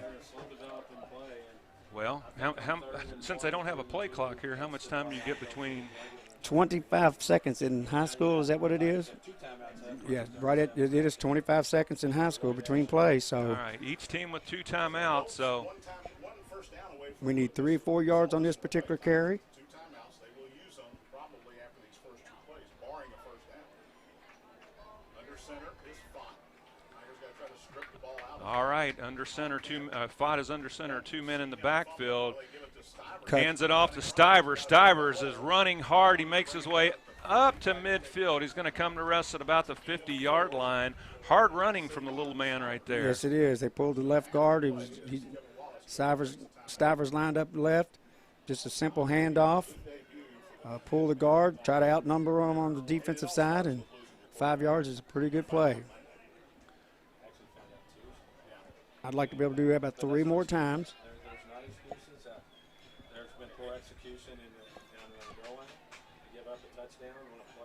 What a difference a quarter makes. Third quarter, X comes out. Right. They execute. They had us off guard. We were off balance. Back on our heels. Right, the whole third quarter. Fourth quarter, DeSales says, you know what, we're still in this game. Yeah. Well, I think the turnovers have led to the momentum shift. Mm-hmm. But and I'm not criticizing, but the times that the Tigers have made the turnovers, it's when they've gone away from the things that have been working for them. I agree. Strange play on that last one. That was right. Hold the ball, pull the ball. Maybe they've run that twice all night, but it usually came out to be a shuffle pass after they did that, because he was riding that running back halfway, 4, 5, 6 yards as though it was some kind of triple option. Yeah. By the time he pulled it or handed it off, well. Okay, 2nd and 6 from midfield for the Colts. Under center is Fott, hands it off. Come on, wow, Savon. cuts it back up the middle. Savon again runs 10 yards. He's only going to get credit for probably about 3 or 4. But he is quick laterally left to right. Yes, he's one of the quicker ones we have. Nice play. Fresh legs. He hadn't carried the ball. Obviously, he's carried a lot more this Series. this series in the third and fourth quarter. But the whole first half, he probably didn't get 3 carries. Well, and Coach Davis is just mixing it up. In the last series, he had James Johnson was the feature back, and now Right. And now Stivers in this series has been the featured back, giving the defense a different look. And funny to say it this way, but utilizing our speed against theirs. Because Johnson getting to the outside as quick as he was, all he knew he was going to do is he's going to get the ball and run as fast as he can to the outside, breaks a tackle. Savon, he's quick. He's not afraid to go up in the middle, and he's got the speed. He's going to get to the line of scrimmage sometimes before the ball snapped. I don't know how he does it, but as soon as he gets it, he's already there. He rarely gets tackled in the backfield. 3rd down and 1 yard from the 46. Coach could really benefit from a first down here. Absolutely. And don't be surprised if it's not a play-action pass. I'm tired of predicting, but this would be the perfect time because, look, we're all lined up in here. Yeah. You got Meaty in here tight. Yeah, under center for this play, 1 receiver to your bottom left. Oh, Hollenkamp just looks Derek like he's going Hollenkamp. to make it. Yep. And then some. Yeah, just keep those knees chugging. And that's going to be another Colt first down. I can't do the math, but I think we got enough to run the clock out. Yeah. I think. I don't know how many times you can take a knee with 2 minutes and 15 seconds. Well, the Tigers are out of timeouts, too. Somebody text me real quick or get online. They'll be watching the back judge when he raises his hand, and then they'll go again when they got 5 seconds to go. Huge upset here, Tony. It's been 20 years since the Tigers and Colts have played. It has been since under 2 minutes. Since DeSales has beaten St. Colts have the ball on the Tigers' 42-yard line, not necessarily looking to score in this situation. The clock is who they're playing at the moment. Hollenkamp up the middle, comes down at the 40-yard line. We'll call that a gain I like of the 2. play. Just a simple dive over between the guard and tackle. Give it to a guy that's been carrying the ball. The whistle just started. And the clock keeps running under 1:30. Once again, nice little handoff here. Obviously, we're not going to outsmart ourselves here. If you take a delay of game, that stops the clock. That is correct, and it will not start until the ball snaps. So that's what we don't want. Yeah. Under center is Fott, 2 men in the backfield, 1 receiver to your right. Another running play right up the middle. Squeezing the pigskin. Oh, get up, get up, get up. No, we don't need any cramps now. Yeah. Don't want to stop the game. Now, let me tell you a play that would be perfect right now. Clock's running. We jump off sides on offense. Okay, illegal procedure. They move us back 5, but the clock will start again after they set the ball to play. Okay. Think of that. Yeah. If we were to illegal procedure. All right, 3rd and 6. 29 ticks remaining. This is it, boys. This is going to be another run right up the gut. Why did he even hand it off? Bad decision, to be quite frank about it. Yeah.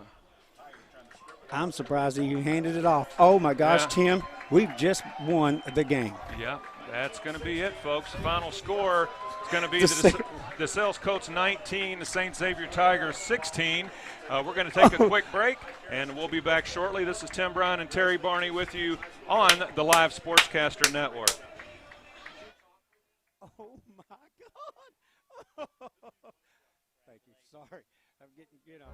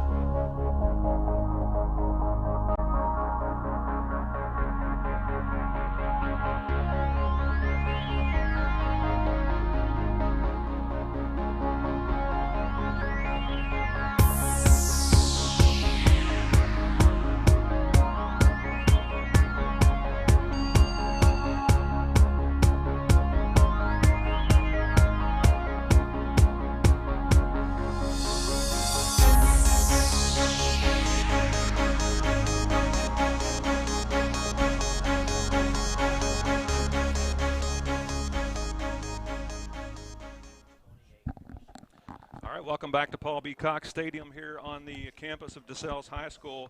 Final score, the DeSales Colts 19, the Saint Xavier Tigers 16. And I am a DeSales alum, and I hoped that this would be the outcome, but I really didn't see it happening. Okay, there are probably a few other people in the same boat as you. We knew if we could compete with them in that first half, which we did, that we had a chance to win this game. We match up with them speed-wise. Actually, we probably had more speed on, obviously, with Savon and then James Johnson coming in there. We had some gutty runs by Ante on Johnson, and Aaron Font had a pretty good game. He didn't have to throw very many passes. We did it. What a great game plan. What a great game plan. And we could move them off the defensive line in this fourth quarter. And right. There we go. Yeah, a lot of times I like to give a player of the game, but this was a team win, a team effort. So we're not going to have a player of the game. There were some outstanding performances, but it was a well played game. Exactly, I agree. Antion did a whole lot for us in the first half. Obviously, he had to be tired because he plays defense as well. Savon comes in the second half, along with, of course, James. Then Darren Hollenkamp. He gets his share of the carries. Meady makes a heck of a circus catch down here that puts us right in the position where we want to be. And we were the better team tonight. Yeah, I would agree with that. Well, we're going to go ahead and head out with that. Hold on just a moment.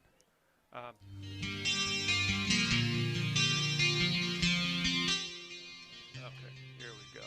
All right. I want to say thank you once again to our sponsors tonight, O'Shea's Hoops and Klein Aluminum. I want to say a big thank you to my partner here, Terry Barney.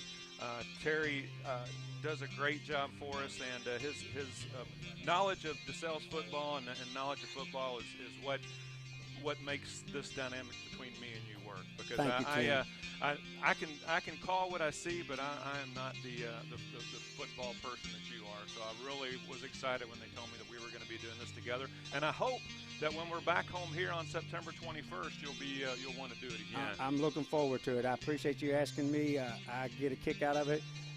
Every week, my friends will tell me what I said right or what I take it back. They'll always tell me what I said wrong. Wrong first. But if I can fix that, what a great showing for tonight. It's great for DeSales. This is, I know it's just one game, but this was the game for us this year right now. This is the one. We renewed this rivalry, and my golly, we're starting off. But guess what? DeSales is 1-0 against St. X since it's been reunited or revived. Right, and as I said in the pregame, this is the first of a three-game series. We'll be at St. X next year, and then we'll be back here at DeSales to finish out the three-game situation that they have going on there. Coming up next for the Colts, they're going to have their next three games away on August the 24th. Let me bring it down a little bit more. On August the 24th, they'll be at Butler. That's a 7:30 start. On August the 31st, they'll be at Holy Cross, a 7:30 start. And then they'll play Fern Creek also on the road, September the 14th, another 7:30 start. You'll be able to see us again live on September the 21st against Lexington Catholic. That will be on the Live Sportscaster Network, and Terry and I will be bringing you that game. Kickoff is scheduled for 7:30, and our pregame will begin at 7:05. I'd like to once again thank Rick Blackwell and Don Bowers for allowing me the opportunity to represent DeSales Athletics.